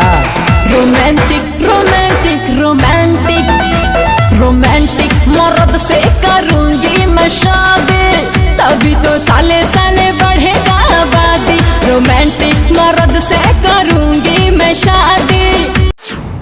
मीना, मंजू, रेखा, कस्तूरी के डांस देख के कुछ समझ में आयल? अरे सरकार के देख के बाजार बदल जाला, बाजार के देख के साहूकार बदल जाला, आ घोड़ा के देख के सवार बदल जाला, शिकारी के देख के शिकार बदल जाला। ऐसे ही मेहमानों के बदले पे सत्कार कभी बदल देवे के चाहिए। अरे पहले के जमाना कुछ और रहे कि मर्द नाजो आदा पर लुट जात रहे, लेकिन अब जमाना बदल चुकल बा। आज के जमाना के मर्द सबके कमर तोड़ नाच पसंद आवेला। जितने कमर हिलैबू और सीना झटकैबू, मर्द उतने जल्द तोहार दीवाना हो जाए। दिखाओ करके। अरे ऐसे ना, ये देखो। कस्तूरी बाई, कस्तूरी बाई। चाहे नसीब चाहे नसीब तक लिया। बहुत दिन बाद तशरीफ लेनी राजा बाबू। भला ऐसे भी केहू केकरो भूल जाला। आए बैठो।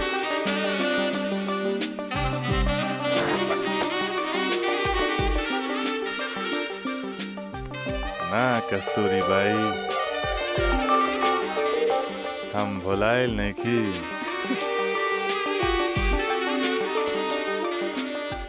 वो तो बस हमार शादी होके वाला बा, ओकरे तैयारी खातिर हम अपना माई के संगे खरीदारी में बिजी रही।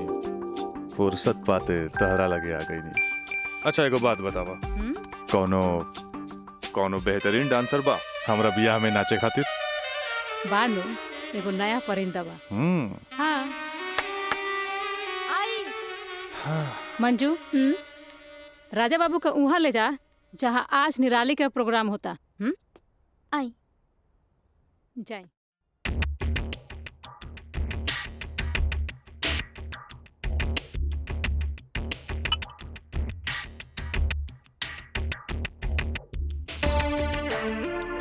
कस्तूरी, तहार निराली हमरा बहुत पसंद आई। पसंद तो आ गल राजा बाबू, लेकिन ओकर रेट तनिक कड़क बा। पूरा 5 लाख लेतिया। लाख 2 लाख तो हम तारा पे ऐसे ही उड़ा दिला, तब 5 लाख कौन बड़का चीज बा? ओकरा से कह दिया हमार बियाह में अगर उ कमर तोड़ नाच करी ना, हम ओकरा सोना ना जराओ हीरा के अंगूठी दे, उहो अपना तरफ से। और बाकी के रिश्तेदार जे ओकरा पैसा दी हैं वो अलग बात। एक कस्तूरी, हीरा के अंगूठी केहू ऐसे ही ना देवेला। अच्छा, तो ऊ रवा दिलो दिमाग में इतना घुस गइल बिया। अच्छा एगो काम कर, तनी हेने लावा। हमरे तरफ से ईला। हाँ डैडी, का बात बा? तू जहाँ बड़ा जल्दी से चल आवा। ठीक बा, हम अभी आओ तानी। बड़ा कमजोर बराउर ये ना मुराद इश्क, ऐसे उतारे के जाम लहले बगैर चल देनी। हाँ कस्तूरी भाई, डैडी के कुछ जरूरी काम आ गइल बा, से जाए के पड़ी। ठीक बा, अब डैडी के फोन आइल ह ते में हम का बोली। चला तनी, बाय।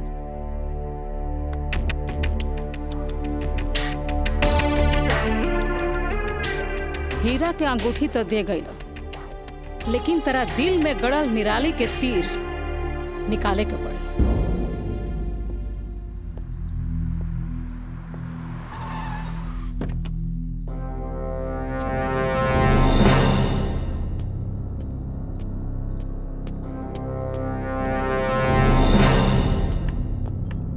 का बात बा डैडी, इतना अर्जेंट में क्या बोले नहीं हमरा के? राजा, हाई हम का देखा तानी? कौन लेकी बिया काजल? अपना मुंह में करखा लगावे खातिर ओकरा से बियाह कर लेला और फिर ओकरा वही छोड़ के भागैला। अब वो अपना हक मांगतिया। बाबूजी, हम ऐसा कौनो लड़की के नहीं जानत। ए माई माई माई, देखा था कैसे झूठा इल्जाम लगाओ तारे हमरा ऊपर ही। राउर का दिमाग खराब हो गइल बा। अरे जे हमरे लड़किया के ऊपर लांछन लगावत बानी। हमार दिमाग नहीं के खराब भइल। हाई देखा, हाई कोर्ट से नोटिस आइल बा। भगवाने बचावा घर के। लगा था कि जगदम्बिका पाल के नाक कटिए के रही। केस नंबर 5078, काजल सिन्हा वल्द स्वर्गीय अखिलेश प्रसाद सिन्हा व राजा सिंह वल्द जगदम्बिका सिंह।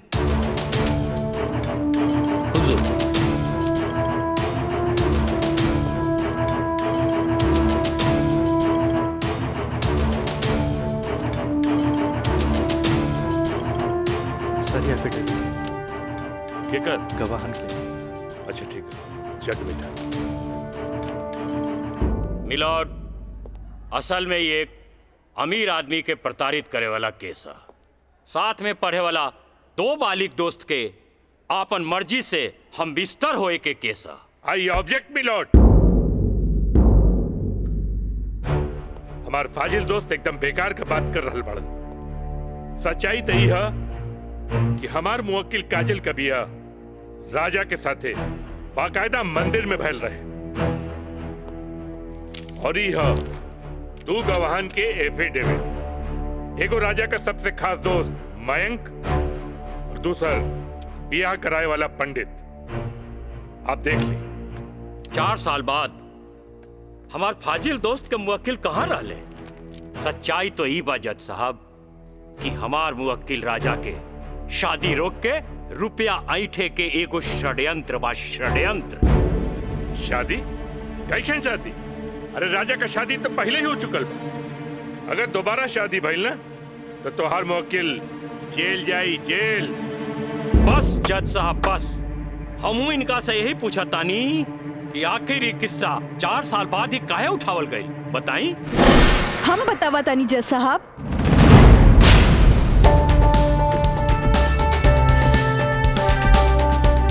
हम बताई।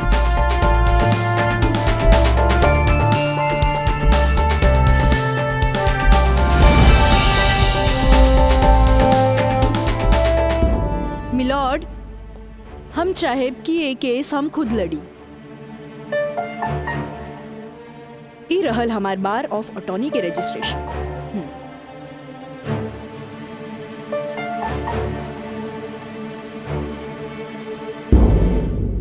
ओके, you can proceed. Thank you sir. आशीर्वाद दी। खुश रह। चल। मिलॉर्ड, बचाव पक्ष के वकील बार बार पूछा तारे कि 4 साल हम कहाँ रही। मिलॉर्ड, 4 साल इनके मुवक्किल राजा जैसन तमाम मुजरिमों के सजा दिलावे खातिर ई चोंगा बहुत जरूरी रहे।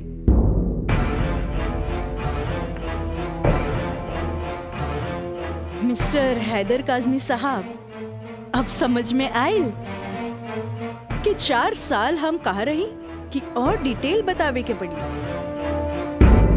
तो मिलॉर्ड, हम केस के स्टडी खातिर हमरा के कुछ समय चाहिए। हाँ,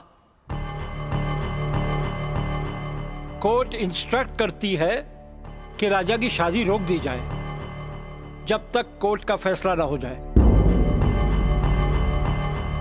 बचाव पक्ष के वकील की रिक्वेस्ट पर यह कोर्ट मुअत्तिल की जाती है।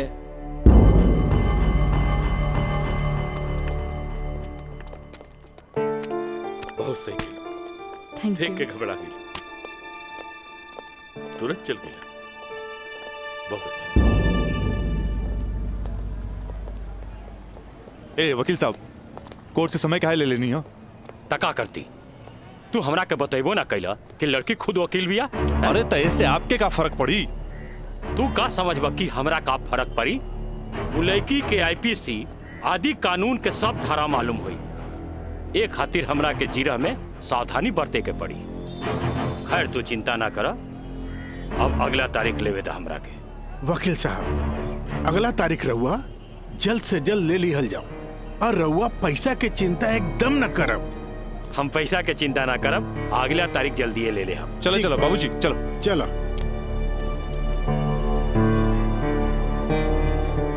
हेलो, हाँ, अब फिक्र करे के बात नहीं के।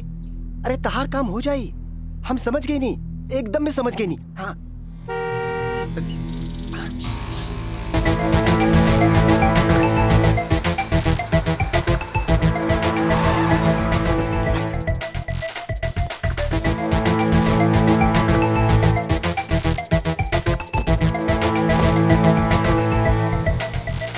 हटा ना, ये पाइप पे कर दिया अबे। रखा था नहीं।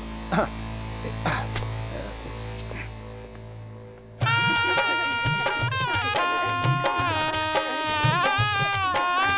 बंद करो इस नौटंकी, ये शादी ना हुई। अरे हटा यार, देख ये सब, हटा। अरे ऐसे ना शुभ बात काहे करे तारा? हम सही कहा था नहीं भाई, अभी भी ना हुई। अरे ही का? अरे तो हर दिमाग खराब हो गई लगा। बियाह करे से पहले हमरा से पूछ लेना रहा का? आए, का जरूरत है ऐसा बियाह करे के? का करती? वैसे ना मानत रहे तम कानून से बचे के खातिर बियाह के नौटंकी कर देनी। तो जाके ओकरा बुला करके घर लिया बा। अरे बाबूजी, अगर ऐसा ला के खड़ा कहीं नू तो ऐसा कितना पतों से तारी घर भर जाई बुझाइल। तो फिर का करबा तू? अब हम देखें हमरा का करे के बा। बहुत हो गइल, बहुत हो गइल। हटा सब। देखा देख रहलू ना तू? एकर दिमाग चल गई बा।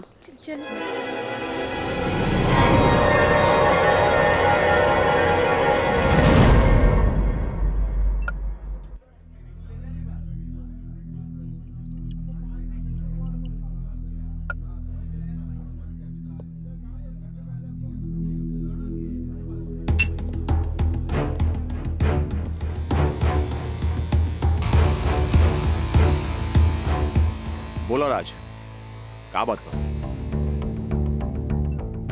पहले पेट तब भी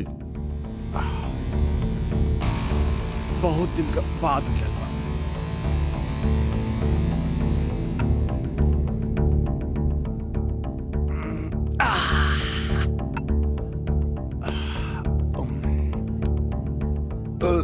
अब बतावा का बात बा?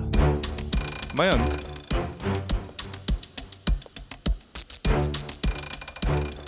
भाई तोरा अपन बयान बदले के पड़ी। एफिडेविट के बाद भी? दोस्ती खातिर।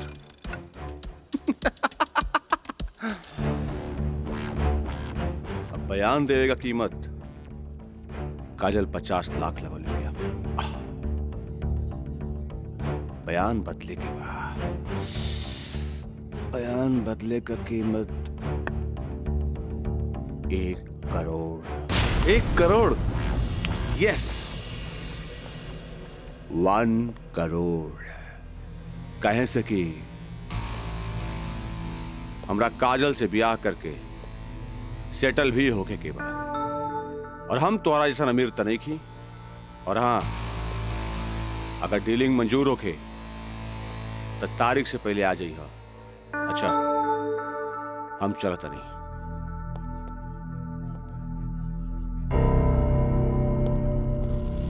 हमार बिल्ली हमरे से म्याऊं।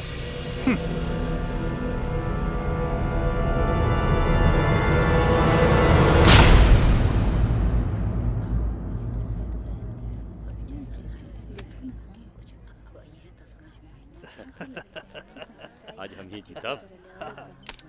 केस बहुत बढ़िया बा। Order order. बचाव पक्ष अपनी बात रख सकते हैं। योर ऑनर, बचाव पक्ष के हमार मुवक्किल राजा के हम कटघरा में बुलावल चाहब। ओके, यू कैन।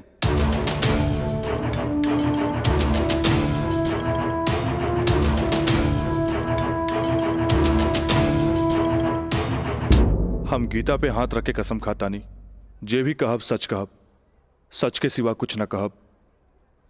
हाँ तो मिस्टर राजा, आप अपन बचाव में का कहल चाहते नहीं? जज साहब, हम ये बात माना तानी कि हम और ये काजल कॉलेज के दिन से एक दूसरे के चाहता नहीं। अपना अपना मर्जी से हम दोनों भाग के शादी भी मंदिर में कर लेनी।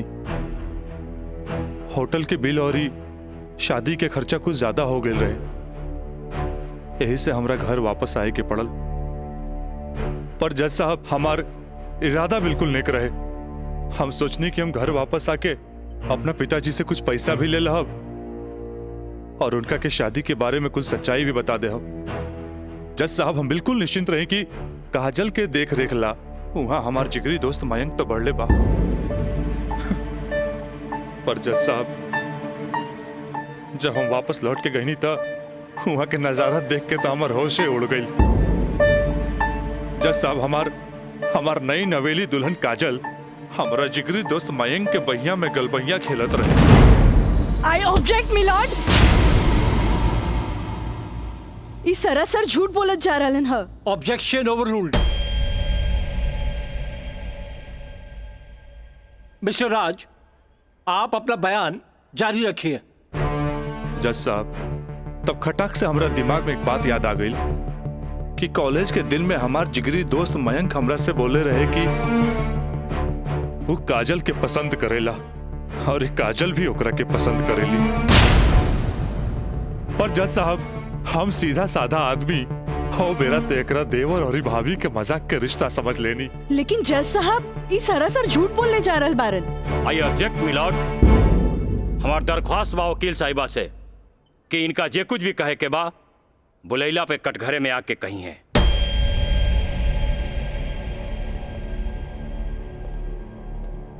आप कंटिन्यू कर सकते हैं मिस्टर राज। जज साहब, कोई भी आदमी अपना बीवी के केहू दूसरा के भैया में देखी तो ओकरा मन मस्तिष्क पर का गुजरी, ये आप अच्छे से समझ सकीले जज साहब। मिलॉर्ड, ई सरासर झूठ के पुलिंदा आपके सामने रखल जा रहल बा। कोर्ट के गुमराह करे की कोशिश करी जा रहल बा। तया पानी ना कोर्ट के सही रास्ता दिखावे वाली। अरे घबराई ना, जल्दी ही रहुओ के बयान देवे के समय मिली।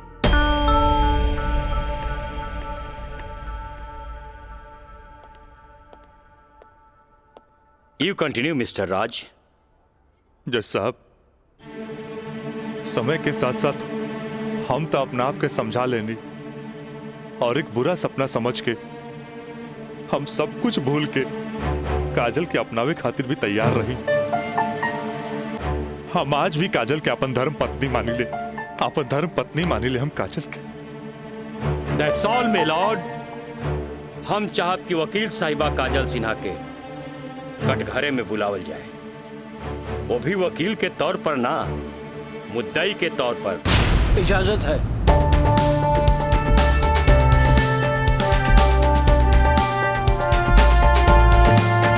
जाइए, आप बैठिए। हाँ तो काजल सिन्हा जी, हम चाहत कि आपन प्रेम कहानी अपने ही जुबान से बयां करी। जज साहब, ये बात सच है कि हम राज से प्रेम करे लगनी। मतलब ई कि और पहले केहू से प्रेम करत रहनी, बाद में राज से प्रेम करे लगली? जी ना, पहले हम राज से नफरत करत रही, बुझनी। अच्छा अच्छा, तई नफरत प्रेम में बदल गई? जज साहब, हम अपन मर्जी से ब्याह खातिर राजी हो गई नी और माई बाबूजी के बिना बतैले ब्याह कैनी, जे बहुत बड़ भूल रहे। ब्याह कैनी त सुहाग रात तो मनैले होई बुना। आई बताई, मर्जी से कि बिना मर्जी से मनैले रहलू? वकील साहब, दुनिया की हर लड़की जब अपन मर्जी से बिहाईली तो उस सुहागरात भी अपन मर्जी से ही मनावेली। ना, हम ए से पूछत रही कि जब सुहाग रात मनावत रहलू तब बगल के कमरा में राज के दोस्त मयंक रहलन ना? तका भइल, मयंक के हम शुरू से देवर के तौर पे देखत रही। अरे देखत भी रही कि मानत भी रही? मानत भी रही वकील साहब, मानत भी रही। जज साहब, यहाँ तक की कहानी तो महज एक कहानी बा जे हर लड़की के जीवन में आवेला। बाकी सेक्शन 420 तो यहाँ से शुरू हो गई कि एगो पति विश्वास में लेके अपन पत्नी के देवर के संगे छोड़ के चल जाला और उहे देवर अपन भाभी के इज्जत के तार तार करे में हर मुमकिन कोशिश लगा देला। बेचारी औरत कैसे भी अपन इज्जत और जान बचा के भाग चलेली और फिर पति मिल जाला और वही कहला कि जे कुछ भी भइला ओकर नाम अब तू रेप तो ना दे सकीलू, काहे कि वो शादी के बाद भइला।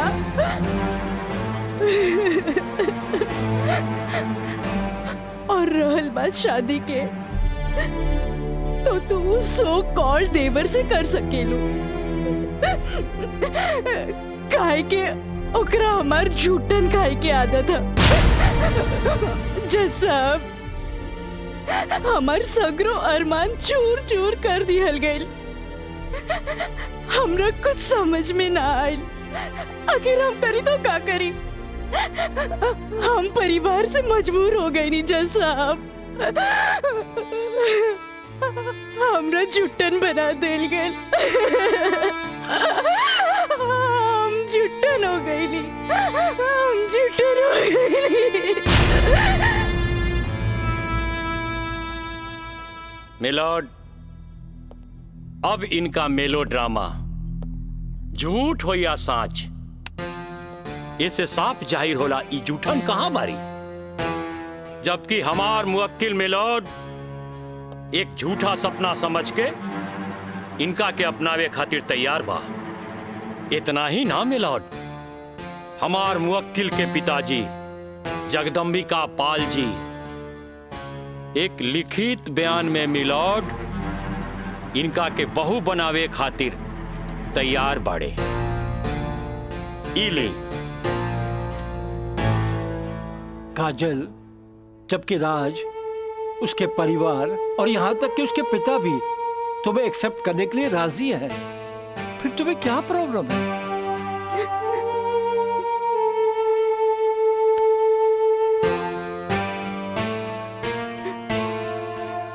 तुम बोलती क्यों नहीं हो? कुछ तो बोलो। मिलॉर्ड, वहाँ मर जान के खतरा है। वाह मिलॉर्ड वाह, जौन परिवार के जिला जवान में रिस्पेक्ट बा, जौन परिवार पर आज तक कोनो क्रिमिनल केस नहीं थे, और वो परिवार के साथ इनकर जान के खतरा बा। Now picture is very clear milord. जज साहब, हम वकील साहब से ई पूछे के चाहतनी, जब इनकर मुवक्किल और उनकर पूरा परिवार वो लड़की के एक्सेप्ट करे के रेडी बा, तब उनकर घर में दूसर शादी की तैयारी काहे चलत रहे? हमरा त लागता कि ई लोग कानून के अंधा समझ के ओके बेवकूफ बनावे चलल बा। आज के लिए कोर्ट मुअत्तल की जाती है। The court is adjourned for further dates.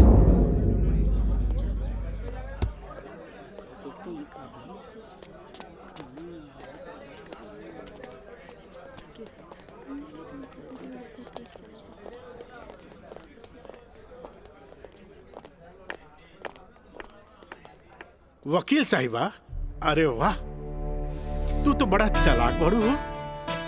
Affidavit करवा के मैं के तू अच्छा यूज कैलू। आपके के कह दलस कि कोई वकील के सबूत इकट्ठा करे खातिर चालाक ना होके के चाहिए। बाकी चालाकियों में भी हम तोहर बापे निकलब।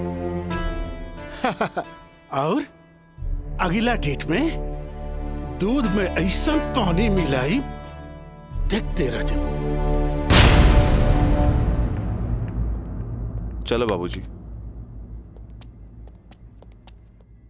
देखो काजल जी, कल कोर्ट में उनके वकील ने जो बहस की, ये एक केस है 99 दिल्ली का। तुम्हारे केस से बहुत कुछ मिलता जुलता है। जी सर। और इसमें उसके पक्ष में फैसला हुआ था। मैं इसको अंडरलाइन कर दे रहा हूँ। ओके। हाँ। तो ये पॉइंट जो है, ये पॉइंट ध्यान से पढ़ लेना। जी सर। और कल तुम्हारी बहस में ज्यादातर ये बातें होनी चाहिए। ओके। समझ गई ना मिथिलेश? जी। थोड़ा ध्यान रखना, ये सारे पॉइंट्स इसके दिमाग में बैठ जाने चाहिए, क्योंकि सारी बहस इसी पर होनी है। जी। कल की बहस बहुत इंपॉर्टेंट है। जी सर। ये बुक ले जाओ, अच्छी तरह से इसकी स्टडी कर लेना। जी सर। ठीक है, जाओ बेटा। Thank you sir. God bless.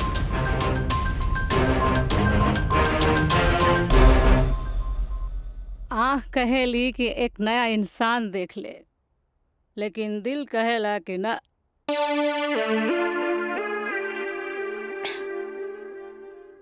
कि वह शख्स एक दिन लौट के जरूर आए।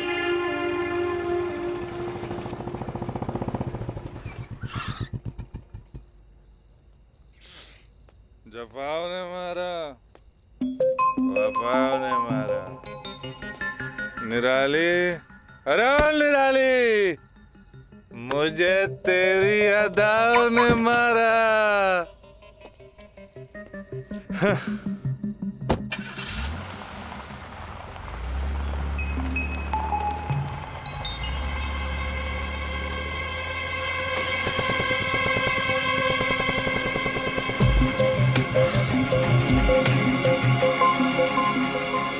राज यहाँ प्रोस्टिट्यूट एरिया में?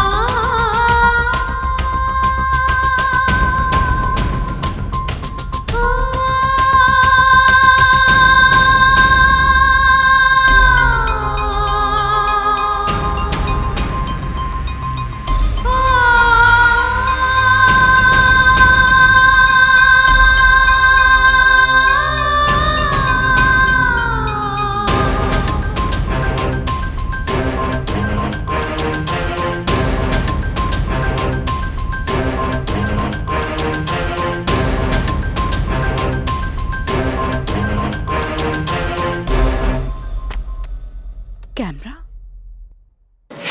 अब जाए भी और जल्दी आई। ठीक बात।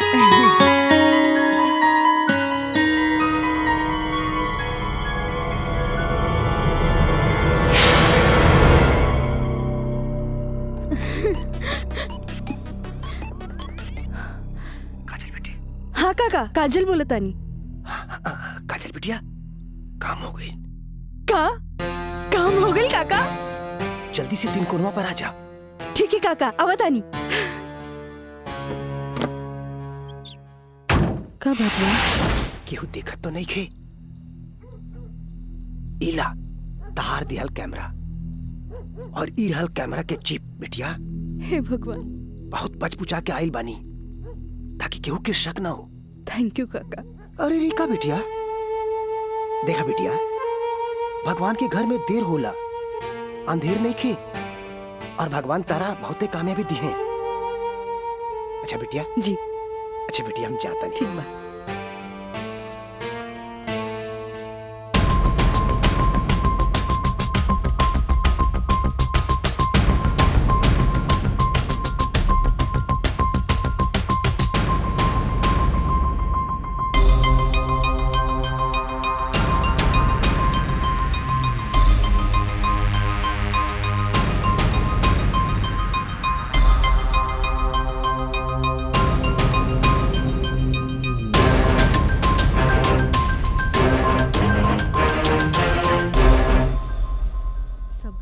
दे देनी हाँ।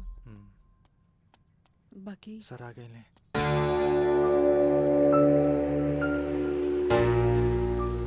प्रणाम सर। खुश रह काजल। वो लोग समझ ले रहन की तमाशा होई, बाकी तू चुप रह के बाजिए पलट दे लो हैं। तू जौन भी सबूत हमरा के देले रहलू, हम सब स्टडी कर ले बहुत सही है। I am proud of you बेटा। Thank you sir. God bless you. Mithilesh ji, कल कोर्ट पे मिले थे। ठीक बा सर। ठीक। चलो। प्रणाम सर।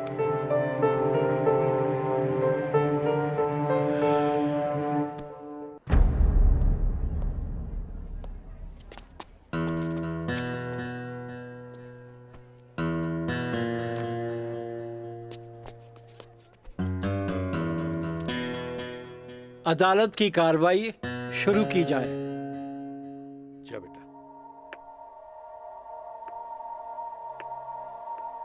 मिलॉर्ड, असल में ई केस एगो अय्याश अमीर आदमी के अय्याशी के केस है। साथ में पढ़े वाली छात्रा के अपन अय्याशी के जाल में फंसा के ओकर असमत से खेले के केस है।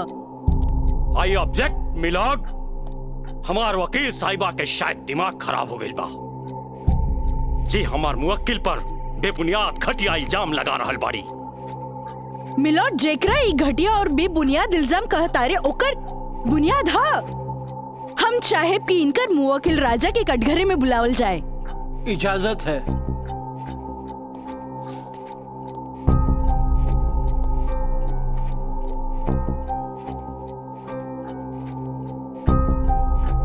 जज साहब, ई उहे आदमी है जे लड़की के चाय के कुर्बा समझेला, जेके पिया और फेंक द। इनकर अयाशी के सबूत के तौर पर हम अपन एगो गवाह पेश करे के चाहतानी। इजाजत है। Thank you.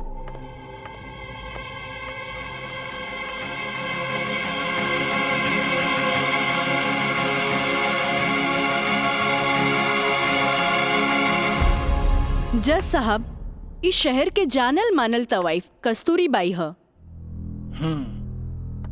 हाँ तो कस्तूरी बाई, ई जे सामने कटघरा में खड़ा बाड़न, का आप इनकरा के पहचाने ली?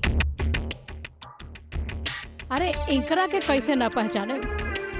ई तो हमार पुराना ग्राहक राजा हवन। Good, thank you. अब जा सकेनी। हाँ तो जज साहब। I object milord. हमार वकील साहिबा हमार पर्सनल क्लाइंट के केस के रुख के बदलल चाहता रही। आखिर केस के ई बात से का वास्ता? वास्ता हाँ जज साहब, वास्ता हाँ। जॉन परिवार के रिस्पेक्ट के गुणगान हमार वकील साहब करत आ रहल बारन, वो परिवार के एक लौता बेटा के चरित्र से वास्ता कैसे ना रही? बताइए जज साहब। अब हम अपन अगला गवाह राजा के कॉलेज के प्रिंसिपल एनके गॉड के पेश करे के चाहतनी। इजाजत है। Thank you. प्रिंसिपल श्री एनके गौड़ हाजिर हो।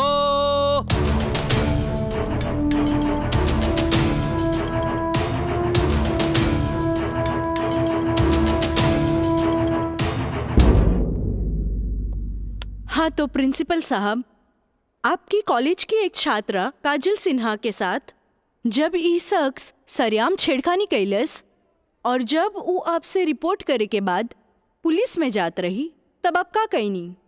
हम ओकरा के पुलिस में जाए से रोकनी और राज के हिदायत देनी कि आपन आदत से वो बाज आवे, काहे कि हम ना चाहत रही कि रसूखदार परिवार पर कोई आँच आवे।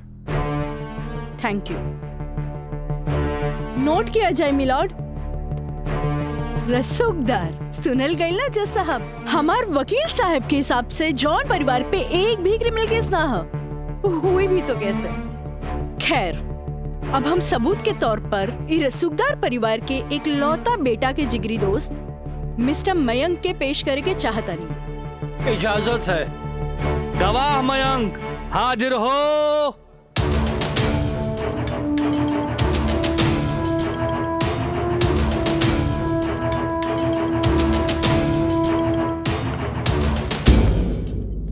हाँ तो जज साहब। जज साहब, हमार वकील साहिबा खामोखा अदालत के वक्त के बर्बाद कर रहल बाड़ी और उस सवाल के जवाब देवल नहीं की चाहत जेमे बियाहता के पति और पति के पूरा परिवार बियाहता के रखे खातिर तैयार बा।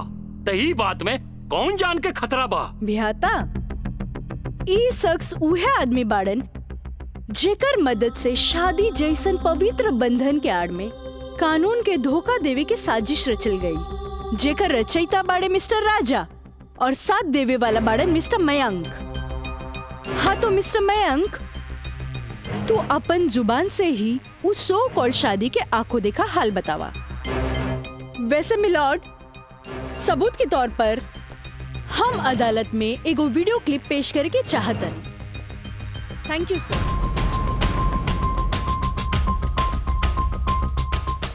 ऑब्जेक्शन मिलॉर्ड, यहाँ कोनो टीवी शो नहीं खे। अखामोखा वकील साहिबा हमनी के और अदालत के वक्त के बर्बाद कर रहल बाड़ी।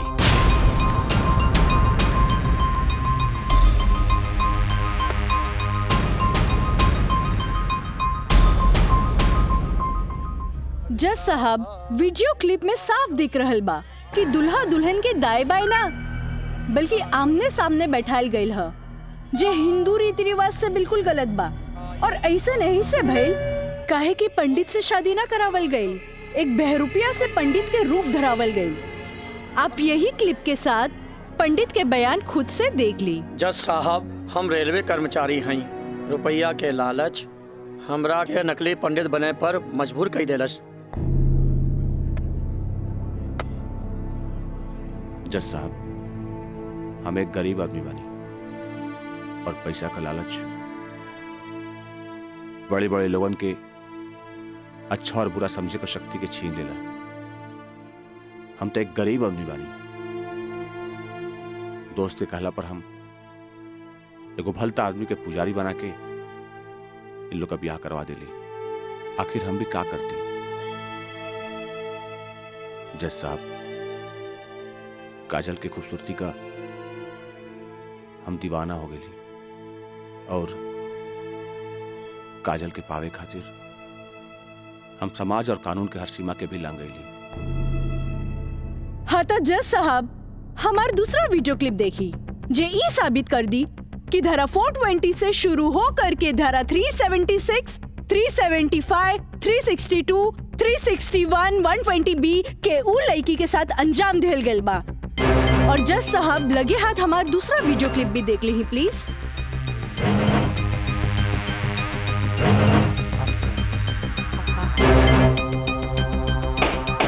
Order order. अरे हटाओ, हटाओ, हटाओ।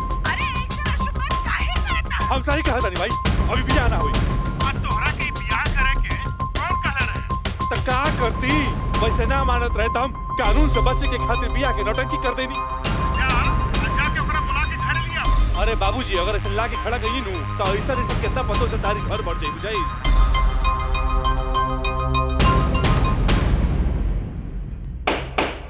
Order order. सारे गवाह और बयानात को मद्देनजर रखते हुए अदालत इस नतीजे पर पहुंची है कि मुजरिम का मकसद पहले से ही धोखाधड़ी से कहीं आगे था, क्योंकि उसका मकसद उस लड़की को धोखा ही नहीं देना था बल्कि उसके साथ शारीरिक संबंध स्थापित करना था। और यह भी साबित होता है कि मुलजिम ने बलात्कार को शादीशुदा जिंदगी को एक व्यवहारिक रूप देकर कानून को धोखा देने की कोशिश की है। इसलिए अदालत धारा 420, से बढ़कर इसे 376 एक रेप केस करार करती है और साथ ही महंग को इस अवैध कार्य में साथ देने के लिए धारा 120 बी को अदालत मुकर्रर करती है। धारा 376 के तहत मुलजिम राजा सिंह को 9 साल एवं उसके साथी महंग को धारा 120 बी के तहत 4 साल बामुशक्कत कारावास की सजा देती है और पंडित देवी दत्त को नौकरी से बर्खास्तगी के साथ आईपीसी 34 एवं 120 बी के तहत 2 साल की सश्रम कारावास देती है और अदालत जगदम्बिका पाल सिंह जैसे हर अमीर बाप को यह हिदायत देती है कि पुत्र के मुंह से उनके उल्टे सीधे कारनामों में बेटों का साथ न दें। और इन्हीं फैसलों के साथ अदालत आज बर्खास्त की जाती है। Thank you.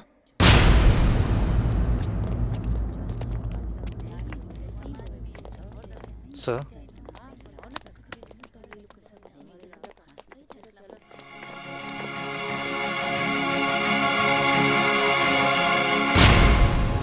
ए बेटा, हम तोरा बिना हम कैसे जियब रे? ए बाबूजी, बाबूजी हम आज बात जान गए नहीं कि झूठ कितना भी ताकतवर क्यों ना होके सच के आगे हमेशा छोट पड़ जाला।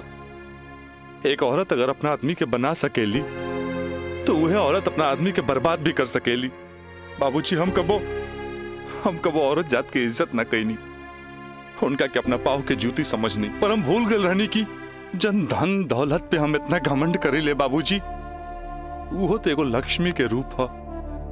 बाबूजी हमारी गलती माफी के लायक तो नहीं खे, पर हो सके तो हमरा के माफ कर दिए। बेटा, तुहारी पश्चाताप के आंसू में तुहार पाप सब धुल जाई रे। चल इंस्पेक्टर साहब। Kajal, congratulation, I am really proud of you. Congratulation तो हमरा के बोले के चाहिए, काहे कि जीत हमरा लिए अकेले पॉसिबल ना रहे जी आप हमार साथ ना देती। Good, I am really proud of you Kajal. Thank you sir. अब बिटिया बसबुला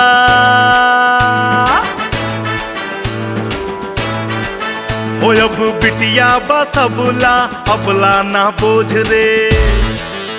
आइल में का जमाना सोच भइल सोझ रे। अब बिटिया बसबुला अबला ना बोझ, आइल में का जमाना सोच भइल सोझ रे। अब कानून बाटे साथ हाथ नइखे कमजोर रे। रहे सूतल समाज बेटी कई दिहली भोर रे। अब बिटिया बसबुला अबला ना बोझ रे।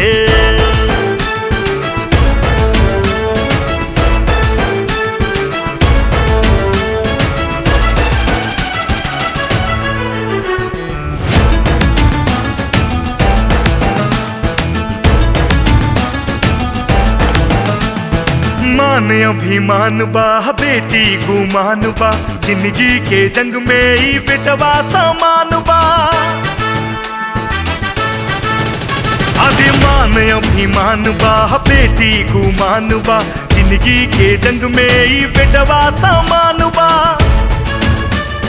बिटिया के तरकस में हिम्मत के बान बा, बाबूजी के बाछी ता छुअत आसमान बा।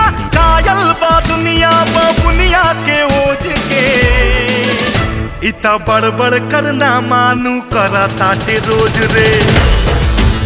अब बिटिया बसबुला अबला ना बोझ रे।